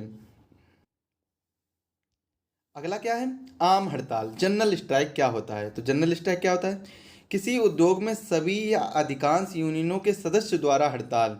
कोई भी उद्योग है, इसमें सभी या अधिकांश यूनियन के सदस्य जो सभी लोग हड़ताल कर लें, तो इसे हम क्या कहते हैं? जनरल स्ट्राइक कहते हैं। श्रमिकों की समान मांगों को लागू करने के लिए सभी श्रमिकों की हड़ताल हो सकती है। सिट डाउन स्ट्राइक, जैसा कि इसका नाम है, सिट डाउन मतलब बैठ जाना, तो ऐसे उसी प्रकार के ये हड़ताल है। जब कर्मचारी हड़ताल पर होते हैं तो वे अपने कार्यस्थल से अनुपस्थित नहीं होते हैं। मतलब क्या है? जहाँ पर उनका कार्यस्थल होता है, जहाँ पर वो फैक्ट्री में कार्य कर रहे होते हैं, वो वहाँ पर होते हैं लेकिन काम नहीं करते हैं। ये कैसी है? सिट डाउन हड़ताल है। वहीं पर बैठ जाते हैं कि हम काम नहीं करेंगे, तो ये सिट डाउन हड़ताल है। इसको पेन डाउन टूल डाउन हड़ताल भी कहते हैं। इसे क्या कहते हैं? पेन डाउन और टूल डाउन हड़ताल भी कहते हैं। मजदूर रोजगार के स्थान पर आते हैं लेकिन काम नहीं करते हैं। रोजगार के स्थान पर मजदूर आएंगे लेकिन काम नहीं करेंगे। अगर पेन डाउन है तो पेन से मतलब वो वर्क नहीं करेंगे, पेन से वर्क नहीं करेंगे। अगर कोई भी सरकारी कर्मचारी है जिसका काम पेन से ही होता है, साइन करना है फिर कुछ भी, तो वो साइन नहीं करेंगे, वर्क नहीं करेंगे, तो इसे पेन डाउन है। टूल डाउन मतलब जो कोई ऐसे कर्मचारी जिनका काम टूलों की मदद से होता है, तो वो टूल सभी लोग टूल रख देते हैं। अगर मान लीजिए कोई मिस्त्री वगैरह लोग हैं, जो भी लोग, तो वो अपने टूल्स डाउन कर दें कि टूल्स डाउन स्ट्राइक कर दें, तो वो सभी लोग टूल्स रख देंगे अपने वहाँ पर। जैसे कोई भी फैक्ट्री, एक बड़ी सी बिल्डिंग का निर्माण हो रहा है, उसका निर्माण चल रहा है, निर्माण कार्य चल रहा है, उसमें सभी इंजीनियर और सभी जो मतलब जितने भी लोग गए हैं, मिस्त्री लोग वहाँ पर जो गए हैं, लेबर लोग गए हैं, तो वो लोग क्या करेंगे? वहाँ पर पहुँचेंगे, पहुंचेंगे तो आराम से, लेकिन वहाँ पर क्या है, काम नहीं करेंगे। काम क्यों नहीं करेंगे, वो टूल्स डाउन है, क्योंकि सिट डाउन है। वहाँ पर गए हैं, अपने टूल नहीं उठाएंगे, वहाँ पर बैठे हैं, काम नहीं करेंगे, वो अपनी मांगें पूरी करवाएंगे। जो भी उनकी सुविधाओं से रिलेटेड जो भी मांगे होंगी वो उनको पूरा करवाएंगे। तो इसे हम क्या कहते हैं, सिट डाउन, टूल डाउन या पेन डाउन स्ट्राइक कहते हैं। आगे देखिए क्या है, स्लो डाउन, धीमी हड़ताल क्या होता है, काम बंद नहीं किया जाता लेकिन जानबूझकर उत्पादन में कमी की जाती है, प्रक्रिया को धीमा किया जाता है। मतलब क्या है, जो स्लो डाउन है, धीमी हड़ताल है, इसमें कर्मचारी काम तो करते रहेंगे, काम कंटिन्यू करेंगे, लेकिन उस काम को बिल्कुल स्लो करेंगे, बहुत ही धीमी प्रवृत्ति से करेंगे। जहाँ पर वो 50 प्रोडक्ट का निर्माण करते हैं, वहाँ पर वो हो सकता है 5 प्रोडक्ट का ही निर्माण करें, ऐसा हो सकता है। तो इसे हम क्या कहते हैं, स्लो डाउन। धीमी हड़ताल, हड़ताल कहते हैं, धीमी हड़ताल कहते हैं। इसका मतलब क्या है, सिंपल सा मतलब है मेरे भाई, प्यारे भाई, कि काम को वो स्लो कर देंगे, काम बंद नहीं करेंगे लेकिन स्लो कर देंगे, जिससे नियोक्ता का नुकसान होगा। अगला कुछ अगला है बिल्ड कैट स्ट्राइक है। इस हड़ताल में क्या होता है, श्रमिकों या कर्मचारियों द्वारा यूनियनों के आधार पर अधिकार और सहमति के बिना आयोजित की जाती है। इसमें कोई भी यूनियनों के अधिकार और कोई भी सहमति नहीं होगी, तो इनके बिना ही आयोजित कर दी जाएगी, तो बिल्ड कैट स्ट्राइक कहलाती है। हड़ताल की प्रक्रिया क्या है, देखिए बहुत ही इंपॉर्टेंट फैक्ट है ये, इसको समझना बहुत ज़रूरी है कि हड़ताल की प्रक्रिया होती क्या है। इससे संबंधित एग्जाम में आपका जो 2 जुलाई को एग्ज़ाम है, यहाँ से एक क्वेश्चन तो बनना ही बनना है, गारंटेड एक क्वेश्चन बनना है। अब देखिए हड़ताल की प्रक्रिया क्या है। ये एम्प्लॉय हैं, नाराज़ से निराश से जो भी हैं एम्प्लॉय बैठे हैं, ये एम्प्लॉयर भाई बहुत खुश है, बंदा बहुत खुश है, इसे कोई टेंशन नहीं, कोई चिंता नहीं। इन लोगों को चिंता है अपने वेतन बढ़वाना है, अपने भत्ता वगैरह बढ़वाना है, पेंशन लेना है, बहुत सारी इनके पास में चिंताएं हैं। आपने भी देखा होगा, आप भी मिडिल क्लास फैमिली से काफ़ी लोग बिलोंग करते होंगे, तो उनके साथ भी ये समस्याएं होती होंगी। जो उनके फैमिली वाले लोग जो होते हैं, पेरेंट्स हैं, वो काफ़ी ज़्यादा हो सकता है मिडिल क्लास फैमिली से, हो सकता है रिच फैमिली से, ऐसा कम ही होगा। तो जो मिडिल क्लास फैमिली से, देखा होगा कि सभी लोग बहुत से उदास से रहते हैं, सैड भी रहते हैं, और उनकी आस भी आप ही लोग हैं। तो आप लोग तैयारी करते रहिए। यहाँ पर हम बात करते हैं एम्प्लॉय देखिए, जैसा कि उदास सा निराश सा, क्योंकि इनसे अपनी मांगे पूरी करानी है भाई। अब ये क्या करेंगे, एम्प्लॉय लोग हैं, नोटिस देंगे, नोटिस जारी करेंगे, एक नोटिस जारी करेंगे। क्या नोटिस जारी करेंगे कि एम्प्लॉय के लिए एक नोटिस जारी करेंगे, और 14 दिन के ये 14 दिन का नोटिस जारी करेंगे, और 14 दिन का मौका दिया जाएगा। मान लीजिए कोई भी नोटिस है, कोई भी अपना काम कराना है, तो उसके लिए एक नोटिस जारी करेंगे कि हम ये काम कराना चाहते हैं, तो 14 दिन का ये समय देंगे, 14 दिन के लिए नोटिस जारी करेंगे और 14 दिन का समय दिया जाएगा। अब जब 14 दिन का समय दिया जाएगा और नियोक्ता उस नोटिस का रिप्लाई करता है, रिप्लाई को और समस्याओं का समाधान करता है, तब तो ठीक है। अगर नहीं करता है, तो जो 14 दिन का समय दिया जाएगा और रिस्पॉन्ड नहीं करता है, तो इसके बाद में क्या कर देंगे, जो एम्प्लॉय है वो एक और नोटिस करेंगे, एक स्ट्राइक का आप नोटिस देंगे। आप क्या कर देंगे, स्ट्राइक का नोटिस देंगे। इसमें अब ये लोग मेंशन कर देंगे, डेट मेंशन कर देंगे स्ट्राइक की, कि कब तक स्ट्राइक होनी चाहिए। तो सबसे पहले कितने दिन का नोटिस देंगे, 14 दिन का नोटिस देते हैं। इसके बाद में एक दोबारा से जब 14 दिन में रिस्पांस नहीं आता है नियोक्ता की तरफ से, तब एम्प्लॉय क्या करते हैं, एक वापस से नोटिस जारी करते हैं, जिसमें स्ट्राइक की डेट और सभी समय की बात कर देते हैं, और ये कहते हैं कि अब ये स्ट्राइक पर जाने के लिए तैयार है, जब डेट और समय की बात करते हैं। और ऐसी हड़ताल 6 सप्ताह की समाप्ति से पहले हो जानी चाहिए। अब ऐसा भी नहीं है कि नोटिस जारी कर दिया, 14 दिन में रिस्पांस नहीं आया, आपने कुछ किया नहीं। अगर 14 दिन में रिस्पांस नहीं आया है, तो आपको एक और नोटिस जारी करना होगा, और उस नोटिस में आपको स्ट्राइक की डेट वगैरह, टाइम वगैरह जो भी है, वो आपको नोटिस करना होगा कि इस टाइम को, इस डेट को हम हड़ताल करने वाले हैं, आप हमारी मांगों को पूरा नहीं करना है। तो ये जो तरीका है, एकदम वैध तरीका है हड़ताल को करने का। अब जब 14 दिन के बाद में रिस्पॉन्स नहीं आता है, तो नोटिस जारी हो जाता है जिसमें डेट और टाइम मेंशन होता है। तो एम्प्लॉय क्या करते हैं, फिर स्ट्राइक के लिए चले जाते हैं, जिस डेट और जिस टाइम को उन्होंने मेंशन किया है उस नोटिस में। और ये प्रक्रिया पूरी 6 सप्ताह की समाप्ति से पहले की जानी चाहिए। ऐसा नहीं है कि 6 सप्ताह हो गए उसके बाद में आप हड़ताल पे कभी भी जा रहे हैं, ये नहीं हो सकता। अगर 6 सप्ताह हो गए तो वापस से आपको स्टार्टिंग से चलना होगा, फिर से नोटिस देना होगा, फिर से 14 दिन का समय लगेगा, और जब 14 दिन का समय हो जाएगा फिर इसके बाद में एक और नोटिस देना होगा, स्ट्राइक का नोटिस, जिसमें डेट और टाइम मेंशन होगा, सारी चीज़ें मेंशन होगी, तब स्ट्राइक पर आप जा सकते हैं। तो ऐसा ये नियम है स्ट्राइक करने का। तो यहाँ से क्वेश्चन जरूर बनेगा, क्योंकि 2017 के एग्जाम में और 2020 यानी 21 के एग्जाम में जो क्वेश्चन है ये यहाँ से एक क्वेश्चन आया था, और पिछले 3 से 4 बारों से लगातार ये क्वेश्चन पूछा जा चुका है। लेबर इन्फोर्समेंट ऑफिसर में भी ये क्वेश्चन पूछा जा चुका है। अब बात करते हैं औद्योगिक विवाद अधिनियम 1947 की। आखिर औद्योगिक विवाद अधिनियम 1947 में क्या क्या प्रावधान बताए गए हैं। सबसे पहले हम बात करते हैं धारा 22 की। इंपॉर्टेंट धारा है, इंपॉर्टेंट सेक्शन है।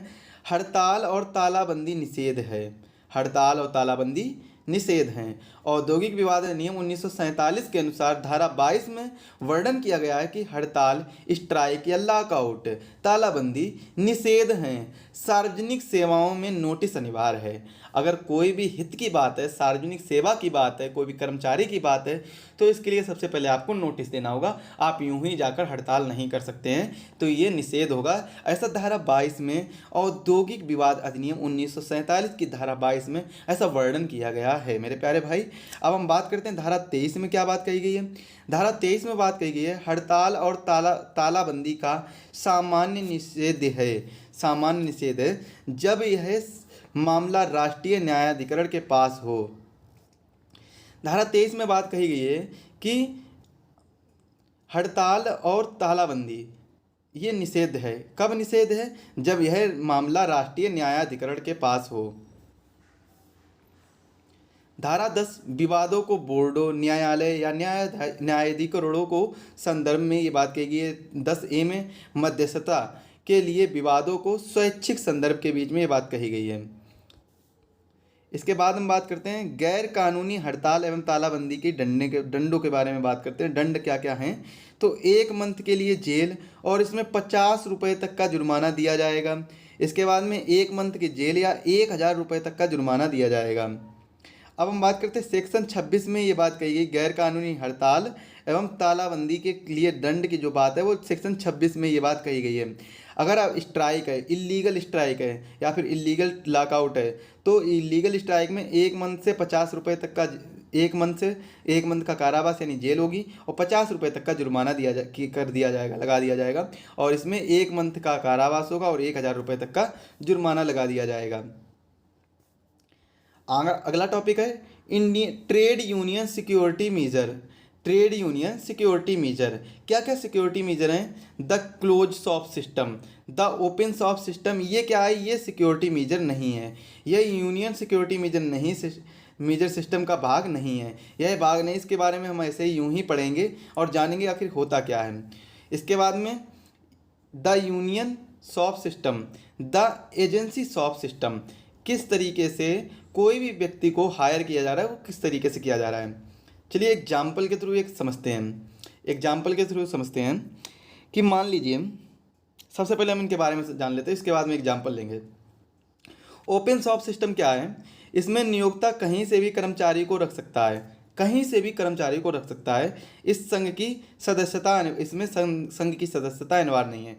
क्लोज शॉप सिस्टम में क्या है? नियोक्ता केवल संघ के सदस्यों को नियुक्त कर सकता है। यूनियन शॉप सिस्टम क्या है? इसमें सदस्यों को कहीं से भी लिया जा सकता है, लेकिन 30 दिन के अंदर यूनियन संघ की सदस्यता लेना अनिवार्य है। एजेंसी शॉप सिस्टम में क्या है? प्रबंधन और संघ के बीच समझौते के अनुसार एक गैर संघ सदस्य को नियोक्ता के साथ रोजगार जारी रखने के लिए संघ की सदस्य की सदस्यता के बराबर एक राशि का भुगतान किया जाएगा। चलिए अब हम बात करते हैं, एक सिंपल सी बात करते हैं। मान लीजिए आप एक एक्टर हैं, बहुत ही बढ़िया एक्टर हैं, एक्टिंग बहुत अच्छी करते हैं, आप बहुत ही बढ़िया एक्टर हैं और एक्टिंग बहुत अच्छी करते हैं। आपने सोचा मैं भी मुंबई जाऊंगा, एक बड़ा सा एक्टर बनूंगा और नाम कमाऊंगा, ये सोच लिया आपने। चलिए आप मुंबई पहुंचे, ट्रेन पकड़ी आपने अपने गांव से या फिर अपने कहीं से भी ज़िले से, डिस्ट्रिक्ट से, अपने पास के रेलवे स्टेशन से ट्रेन पकड़ी और जैसे तैसे आप मुंबई पहुंचे। मुंबई पहुंचने में आपकी मुलाकात हुई एक डायरेक्टर से जो फिल्म वगैरह बनाता है। अब डायरेक्टर ने क्या कहा कि भाई हम तुमको ले लेंगे और आप मेरी फिल्म में काम करिए। चलिए काम करिए। वो काम में ले लिया, डायरेक्टर ने उस व्यक्ति को काम करने के लिए ले लिया। हालांकि कहना आसान है क्योंकि मैं एग्जांपल दे रहा हूँ, ऐसा होता नहीं है। आप लोग मत ऐसा सोचिएगा और आप लोग पहुँच जाइएगा, ऐसा मत करिएगा, पढ़ाई पर ध्यान दीजिएगा। तो उस डायरेक्टर ने क्या कहा कि जो पर्सन मैंने जो बताया उसको हम ए नाम ले लेते हैं।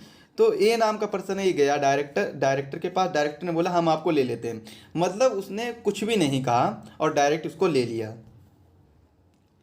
डायरेक्ट उसको ले लिया। अब सॉरी, हाँ, तो डायरेक्ट उसको ले लिया। अब यहाँ पर क्या है, ये कैसा हो गया है, ये ओपन सोर्स सिस्टम हो गया है कि मतलब उससे कोई भी संघ की सदस्यता, यानी मतलब कोई भी जो जूनियर एक्टर जो ट्रेड यूनियन वहाँ पर चल रहा है, जो कुछ भी चल रहा है, तो उसकी सदस्यता भी अनिवार्य नहीं कर दी कि डायरेक्ट उसको फिल्म में काम करने के लिए लिया। अब दूसरा क्या है, एक कंडीशन तो ये हो गई जो कि यहाँ पर जो ट्रेड यूनियन सिक्योरिटी मेजर के अंतर्गत नहीं आता है, तो ये तो चलिए मान लीजिए सिंपल सी हो गई कंडीशन जब डायरेक्ट ले लिया, हालांकि ऐसा होता नहीं है।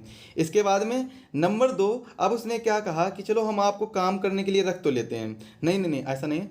जो क्लोज शॉप सिस्टम है इसमें क्या है, इसमें कर दिया गया कि जो वो डायरेक्टर होगा वो पर्सन ए को अपनी फिल्म में नहीं रखेगा, जबकि जो ट्रेड यूनियन बनी होगी फिल्म की, जो एक्टर की ट्रेड यूनियन बनी होगी, तो उस ट्रेड यूनियन से के सदस्यों में से किसी एक एक्टर को लेगा और अपनी फिल्म में रखेगा। ये हो गया क्लोज शॉप सिस्टम। अब यूनियन शॉप सिस्टम क्या है मेरे प्यारे भाई, यूनियन शॉप सिस्टम ये होता है कि यूनियन शॉप सिस्टम के अंतर्गत कोई भी व्यक्ति को लिया जा सकता है। मान लीजिए पर्सन ए को ही डायरेक्टर ने ले लिया कि हम अपनी फिल्म में काम करने के लिए आपको रखेंगे, लेकिन आपको 30 दिन के अंतर्गत 30 दिन के अंदर अंदर उस trade union junior actor trade union में आपको रजिस्ट्रेशन कराना अनिवार्य होगा, तभी हम आपको रखेंगे, तभी आपसे हम फिल्म बनवाएंगे, वरना हम आपको बाहर कर देंगे, आपसे काम नहीं करवाएंगे, एक्टिंग नहीं करवाएंगे। तो ये हो गया यूनियन शॉप सिस्टम। अब एजेंसी शॉप सिस्टम में क्या होता है, एजेंसी शॉप सिस्टम में ये होता है कि डायरेक्टर ने ए पर्सन को ले तो लिया, लेकिन इस जो ट्रेड यूनियन में सदस्य बनने के लिए आवश्यक शुल्क है, जो एक पेमेंट है, इसको करवा दिया जाएगा उस ट्रेड यूनियन में। एक मतलब एक राशि जो चालान है वो जमा करवा दिया जाएगा और उसके थ्रू अब ये ए पर्सन है ये इसमें काम कर सकता है, डायरेक्टर के साथ काम कर सकता है। तो यहाँ से ये तीनों सिस्टम आपको समझ में आ गए होंगे, ऐसी आशा करता हूँ। एक अच्छे से एग्जाम्पल की मदद से मैंने आपको समझाने की कोशिश की है। अब बात करते हैं समूह संबंध के बारे में। समूह संबंध क्या होता है, विभिन्न कार्य समूहों से संबंधित श्रमिकों के बीच बातचीत और संचार का अध्ययन किया जाता है। श्रम संबंध क्या होता है, श्रम संबंध एक संगठन में प्रबंधकों और श्रमिकों द्वारा साझा किए गए संबंध को श्रम संबंध कहा जाता है। इसमें उनका व्यवहार, विचार, कार्य और एक दूसरे के प्रति धारणा शामिल होती है। पब्लिक रिलेशन जनसंपर्क या सामुदायिक संबंध, समाज या बाहरी निकायों के साथ संगठन की बातचीत और संबंध। व्यवसाय में लंबे समय तक रहने के लिए प्रत्येक संगठन को सौहार्दपूर्ण सार्वजनिक संबंध बनाए रखने की आवश्यकता है। औद्योगिक संबंध को प्रभावित करने वाले कारक, औद्योगिक संबंध को प्रभावित करने वाले कौन कौन से कारक हैं, संस्थागत कारक, आर्थिक कारक, सामाजिक तकनीकी, मनोवैज्ञानिक, राजनीतिक, उद्यम से संबंधित कारक, वैश्विक कारक। ये औद्योगिक संबंधों को प्रभावित करने वाले विभिन्न प्रकार के कारक हैं, जिनमें नंबर 1 पर है संस्थागत कारक, आर्थिक कारक, सामाजिक कारक, तकनीकी कारक, मनोवैज्ञानिक कारक, राजनीतिक कारक, उद्यम से संबंधित कारक, वैश्विक कारक। ये औद्योगिक संबंधों को प्रभावित करने वाले कारक हैं। औद्योगिक संबंधों के दृष्टिकोण इम्पॉर्टेंट है, बहुत ही मोस्ट इम्पॉर्टेंट है, ये आप ध्यान से पढ़िएगा। इसका आप स्क्रीनशॉट ले लीजिए। अगर आप हमारे नोट्स नहीं लेना चाहते तो आप इसका स्क्रीनशॉट ले लीजिए, और नोट्स लेने के लिए आप हमें कांटेक्ट कर सकते हैं। हमारे व्हाट्सएप नंबर 790540740। हैंड रिटन में आपको नोट्स सारे प्रोवाइड करा दिए जाएंगे, जिसमें EPFO का complete package, modern history, economy, और साथ ही साथ में इंडस्ट्रियल रिलेशन, लेबर लॉ और सोशल सिक्योरिटी से संबंधित जैसे विभिन्न विषयों के हैंड रिटन नोट्स आपको प्रोवाइड कराए जाएंगे। तो हमें व्हाट्सएप पर कांटेक्ट करना बिल्कुल ना भूलें। डिस्क्रिप्शन बॉक्स में लिंक भी दे दी गई है, जो व्हाट्सएप की लिंक है, डायरेक्ट आपको हमारे कांटेक्ट नंबर पर ले जाएगी, तो वहां पर क्लिक करके आप जा सकते हैं। चलिए बात करते हैं औद्योगिक संबंध के दृष्टिकोण के बारे में। एक इम्पॉर्टेंट सा ये एक तरीके से कह सकते हैं इंपॉर्टेंट टॉपिक है, यहाँ से क्वेश्चन आना ही आना है। अगर आपके औद्योगिक संबंध में 4 क्वेश्चन बन रहे हैं ना, तो 4 में से एक क्वेश्चन यहाँ से बनेगा और एक क्वेश्चन जो मैंने बताया था ट्रेड यूनियन से नोटिस से संबंधित जो भी, वहाँ से एक क्वेश्चन बनेगा, और एक संबंधित कोड जो संहिताएं या अधिनियम है उनसे संबंधित एक क्वेश्चन बनेगा, और एक क्वेश्चन करेंट अफेयर से संबंधित बन जाएगा। तो ये चीज़ आप ध्यान दीजिएगा इसको। चलिए कारक दृष्टिकोण देखती है, एकात्मकवाद, बहुलवाद और मार्क्सवाद, ये दृष्टिकोण हैं। एकात्मकवाद किसे कहते हैं? इसके तहत उद्योगों की एकीकृत और सामंजस्यपूर्ण प्रणाली के रूप में माना जाता है, एक सुखी परिवार के रूप में देखा जाता है। इसे कैसे देखा जा सकता है? एक सुखी परिवार के रूप में देखा जा सकता है। जैसे आपने मूवी देखी हुई है हम साथ साथ हैं, देखी हुई ना, तो हम साथ साथ हैं मूवी, वो किसका एक एग्जाम्पल है? एकात्मकवाद, सभी लोग एक हैं उसमें, एक सुखी परिवार है उसमें, सभी लोग एक तरीके से, तो ये हम समझ रहे हैं कि किसका? एकात्मकवाद। अब हम बात करते हैं बहुलवाद। बहुलवाद का मतलब क्या है? उद्योगों की शक्तिशाली और भिन्न उप समूह प्रबंधन और ट्रेड यूनियन से बना माना जाता है। यह दृष्टिकोण एक धारणा पर आधारित है कि प्रबंधकों को श्रमिकों के बीच हितों का टकराव और असहमति संबंध सामान्य रूप से लाभों के वितरण को लेकर होता है। प्रबंधन की इस भूमिका में अनुनय और समन्वय की और अधिक बलवान होना, ये सब आवश्यकताएं पड़ती है। ये बहुलवाद है। इसके बाद में अगला दृष्टिकोण क्या है? मार्क्सवाद दृष्टिकोण। इसे कट्टरपंथ परिप्रेक्ष्य के रूप में भी जाना जाता है। किसके परिप्रेक्ष्य के रूप में जाना जाता है? कट्टरपंथ परिप्रेक्ष्य के रूप में भी जाना जाता है। साथ ही साथ में मार्क्सवादी परिप्रेक्ष्य पूंजीवादी समाज की वास्तविक प्रकृति को प्रकट करता है। मार्क्सवादी परिप्रेक्ष्य है किसकी? पूंजीवादी समाज की वास्तविक प्रकृति को। इंपॉर्टेंट है यहाँ से, ये देखिए क्वेश्चन पूछा गया है कि पूंजीवादी समाज परिप्रेक्ष्य किससे संबंधित है? मार्क्सवाद परिप्रेक्ष्य है, मार्क्सवाद दृष्टिकोण से संबंधित है। कार्यस्थल संबंध कल्याणकारी इतिहास के विरुद्ध है। इसके बाद में समानताएं और भिन्नताएं, इनके बारे में चर्चा करेंगे। सामान्यताएं और भिन्नताओं के बारे में। मार्क्सवादी बहुलवादियों की तरह नियोक्ताओं और कर्मचारी के बीच संघर्ष को अपरिहार्य मानते हैं। हालांकि बहुलवादियों का मानना है कि संघर्ष सभी संगठनों में अपरिहार्य होता है। इसके बाद मार्क्सवादी इसे पूंजीवादी समाज की उपज के रूप में देखते हैं। कार्यस्थल में विरोधात्मक संबंध का एक संघर्ष का एक सरल पहलू है। मार्क्सवाद दृष्टिकोण इस प्रकार उस समाज के प्रकार पर ध्यान केंद्रित करता है जिसमें एक संगठन कार्य करता है। एस्पेक्ट ऑफ इंडस्ट्रियल रिलेशन, संघ और सहयोग औद्योगिक संबंधों के 2 पहलू हैं, पॉजिटिव और निगेटिव। अप्रोचेस क्या क्या हैं इंडस्ट्रियल रिलेशन की? औद्योगिक संबंध के दृष्टिकोण क्या क्या हैं? अप्रोचेस क्या क्या हैं? समाजशास्त्रीय दृष्टिकोण, गांधीवादी दृष्टिकोण, मनोवैज्ञानिक दृष्टिकोण, बीबीगिरी दृष्टिकोण और मानवीय संबंध दृष्टिकोण। बहुत ही इंपॉर्टेंट है, यहाँ से भी क्वेश्चन बनेगा मेरे प्यारे भाई, यहाँ से क्वेश्चन तो बनना ही बनना है। इनको देख लीजिए, मैंने उतना ही डाटा यहाँ पर आपको प्रोवाइड कराया है जहाँ से आपके क्वेश्चन पूछे जाएंगे, इन्हीं से क्वेश्चन पूछे जाएंगे, इनसे बाहर आपका एक भी क्वेश्चन नहीं आना है। इंडस्ट्रियल रिलेशन में जब हम सोशल सिक्योरिटी और लेबर लॉ का पार्ट कवर करेंगे तो उसमें भी सारे क्वेश्चन यहीं से पूछे जाएंगे। चलिए देखते हैं, एक एक दृष्टिकोण के बारे में समझते हैं। सबसे पहले देखते हैं सामाजिक दृष्टिकोण, समाजशास्त्रीय दृष्टिकोण क्या है।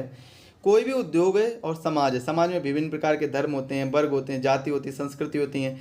विभिन्न प्रकार के धर्म, जाति, वर्ग, संस्कृति, अलग अलग प्रकार के सभी लोग होते हैं। तो उद्योग को किसके बराबर रखा गया है? समाजवाद के समान रखा गया कि उद्योग बिल्कुल समान है, किसके? समाज के समान है उद्योग। इसके अनुसार क्या होता है, अब जैसे समाज में जिस प्रकार से विभिन्न प्रकार के धर्म होते हैं, विभिन्न वर्ग के लोग रहते हैं, विभिन्न जाति के लोग रहते हैं, विभिन्न संस्कृति के लोग रहते हैं, उनका खान पान अलग है, उनका रहन सहन अलग है, उनकी भाषाएं अलग हैं, हर प्रकार से उन्हें विभिन्नताएं पाई जाती हैं। उसी प्रकार से उद्योग में भी विभिन्न प्रकार के लोग आते हैं, तो यहाँ विवाद होना तो होगा ही होगा, यहाँ विवाद हो ही सकता है, हो जाता है। तो इसी प्रकार से समाजवादी दृष्टिकोण, समाजशास्त्रीय दृष्टिकोण के अनुसार क्या कहा गया है, समाज विभिन्न कार्य वातावरण कारकों को प्रभावित करता है जो एक उद्यम के आर्थिक, तकनीकी और राजनीतिक कारक हैं, और ये निर्धारित करते हैं कि नियोक्ता, कर्मचारी, संस्थानों और सरकारी निकायों द्वारा किस प्रकार का संबंध साझा किया जाए।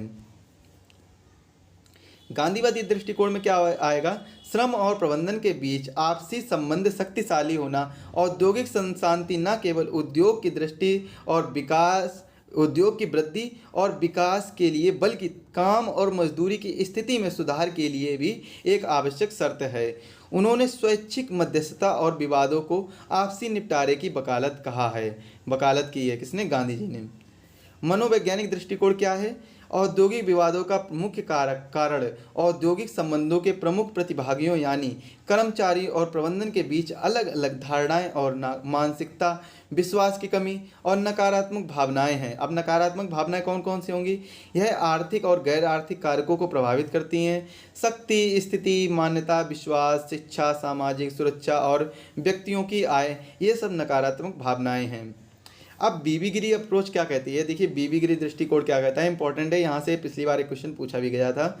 सामूहिक सौदेबाजी के महत्व पर जोर दिया है और औद्योगिक विवादों को निपटाने के लिए प्रबंधन और श्रम के बीच आपसी बातचीत का उपयोग किया जाना चाहिए। उन्होंने सुझाव दिया है कि प्रत्येक उद्योग को औद्योगिक संघर्ष का हल करने के लिए द्विदलीय तंत्र स्थापित करना चाहिए और इस द्विदलीय समिति में प्रबंधन और ट्रेड यूनियन प्रतिनिधि दोनों शामिल हों। मानवीय संबंधी दृष्टिकोण, एल्टन मेयो ने मानवीय संबंधी दृष्टिकोण दिया है, इंपॉर्टेंट है, ये आप याद कर लीजिए। एल्टन मेयो के मानवीय संबंधी दृष्टिकोण ने मानव व्यवहार पर काफ़ी महत्व दिया है। देखिए पिछली बार जब 2020 में जो 2021 का एग्जाम हुआ था उसमें पूछा गया था मानवीय संबंधी दृष्टिकोण किसने दिया है निम्न में से, जिसमें बीबी गिरी का भी नाम आया था, एल्टन मेयो का भी नाम आया था ऑप्शन में, तो हम एल्टन मेयो इसका राइट आंसर है। तो उसी को देखते हुए मैंने ये बनाया है। एल्टन मेयो ने मानवीय संबंध दृष्टिकोण ने मानव व्यवहार पर काफ़ी महत्व दिया है। यह दृष्टिकोण कार्यस्थल पर व्यक्तियों और समूह के व्यवहार का विश्लेषण करता है और संगठनात्मक उद्देश्यों की पूर्ति के लिए व्यक्तिगत व्यवहार को संशोधित करने में भी मदद करता है। विचारों का यह स्कूल मानव व्यवहार के संबंधित पहलुओं पर प्रकाश डालता है जो व्यक्तिगत एकीकरण, प्रेरणा, टीम वर्क, उत्पादकता और प्रबंधन के साथ साथ सहयोग सुनिश्चित करता है। औद्योगिक संबंध का महत्व क्या क्या है इसके बारे में चर्चा करते हैं। उत्पादकता में वृद्धि, प्रबंधन और संघ के बीच संघर्ष में बने उच्च मनोबल अपव्यय को कम करता है, आर्थिक विकास और विकास को बढ़ावा देता है। भारतीय संसद ने 2019 और 2020 के सत्रों में 4 श्रम संहिताएं पारित की हैं। कौन कौन सी 4 श्रम संहिताएं पारित की हैं देखते हैं। औद्योगिक संबंध कोड 2020, औद्योगिक सुरक्षा संहिता 2020, स्वास्थ्य और काम करने की स्थिति संहिता 2020, वेतन संहिता 2019, ये 4 संहिताएं। अब ये 4 संहिताओं में 44 मौजूदा श्रम कानूनों को समेकित करेंगे। कितने? 44। इंपॉर्टेंट फैक्ट है ये, आप याद कर लीजिएगा। कितने श्रम कानून होंगे? 44 श्रम कानून होंगे। अब हम बात करते हैं लेबर लॉ के बारे में, श्रम कानून के बारे में बात करते हैं। श्रम कानून जिसे रोजगार कानून के रूप में भी जाना जाता है। देखिए श्रम कानून की जो डिफिनीशन और इसका बेसिक इंट्रोडक्शन है आज हम देखते हैं। इसके बाद में अगले सेशन में हम श्रम कानून से संबंधित जितने भी अधिनियम हैं, जितने भी नियम हैं, उन सभी के बारे में चर्चा करेंगे। चलिए बात करते हैं श्रम कानून जिसे रोजगार कानून के रूप में भी जाना जाता है। कानूनों, प्रशासनिक फैसलों और मिसालों को भी निकाय है जो काम करने वाले लोगों और उनके संगठनों के कानूनी अधिकारों की सुरक्षा प्रतिबंधों को संबोधित करते हैं। कलेक्टिव लेबर लॉ किसे कहते हैं? कर्मचारी और एम्प्लॉयर के बीच में सामूहिक समझौता होता है, वो कौन कराता है? ट्रेड यूनियन कराता है। तो इस सामूहिक समझौते को कलेक्टिव लेबर लॉ कहते हैं। इंडिविजुअल लेबर लॉ किसे कहते हैं? इसमें कौन? ट्रेड यूनियन आ गया, और इसमें ट्रेड यूनियन नहीं है। ट्रेड यूनियन नहीं है, ये इंडिविजुअल एम्प्लॉयर और एम्प्लॉय दोनों लोग आपस में ही समझौता कर रहे हैं। अब हम बात करते हैं evolution of labour law in India. Bharat में श्रम कानूनों का उदय कैसे कैसे हुआ, किस प्रकार हुआ, इन सभी के बारे में चर्चा करेंगे। जिन साथियों ने अभी तक हमारे चैनल को सब्सक्राइब नहीं किया है और वीडियो को लाइक नहीं किया है, तो सभी से अनुरोध है कि वीडियो को लाइक कर दें और चैनल को जरूर सब्सक्राइब कर लें, क्योंकि आने वाले लेक्चर्स जो भी ईपीएफओ के लेक्चर्स होंगे, क्विक रिवीजन लेक्चर्स होंगे, वो सभी आपको इसी चैनल पर मिलेंगे। ठीक 20 दिनों में हम आपको इम्पोर्टेंट टॉपिक्स से लेकर सारी चीज़ें कवर कराएंगे जो भी आपके एग्ज़ाम में आ सकती हैं। और आप हमारे साथ बने रहिए और विश्वास रखिए और आप रिवीजन करते रहिए। अधिक जानकारी के लिए आप हमें कांटेक्ट कर सकते हैं 7905407400 पर। यहाँ पर कांटेक्ट कर सकते हैं किसी भी समस्याओं से संबंधित, डाउट से संबंधित, नोट से संबंधित समस्याओं को लेकर आप हमें कांटेक्ट कर सकते हैं। अंग्रेजों द्वारा बनाए गए औद्योगिक या श्रम कानून को मुख्य रूप से ब्रिटिश नियोक्ताओं के हितों की रक्षा के लिए थे। जो अंग्रेजों द्वारा बनाए गए तो वहाँ पर जब ईस्ट इंडिया कंपनी आई थी या फिर जो यूरोपियन व्यापारी थे तो उनके जो वो नियोक्ता थे उनके हितों की रक्षा के लिए ही केवल हुआ करते थे। बाकी जो श्रमिक हैं उनके साथ कुछ भी हो, उनके लिए कोई भी प्रावधान नहीं हुआ करता था पहले, बाद में बनाया गया था।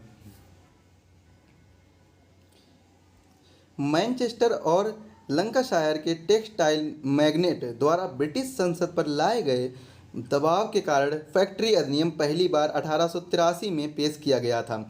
इंपॉर्टेंट है ये, देखिए यहाँ से ये फैक्ट आप याद कर लीजिए। फैक्ट्री अधिनियम पहली बार कब पेश किया गया था? 1883 में पेश किया गया था। यहाँ से आपको क्या याद करना है?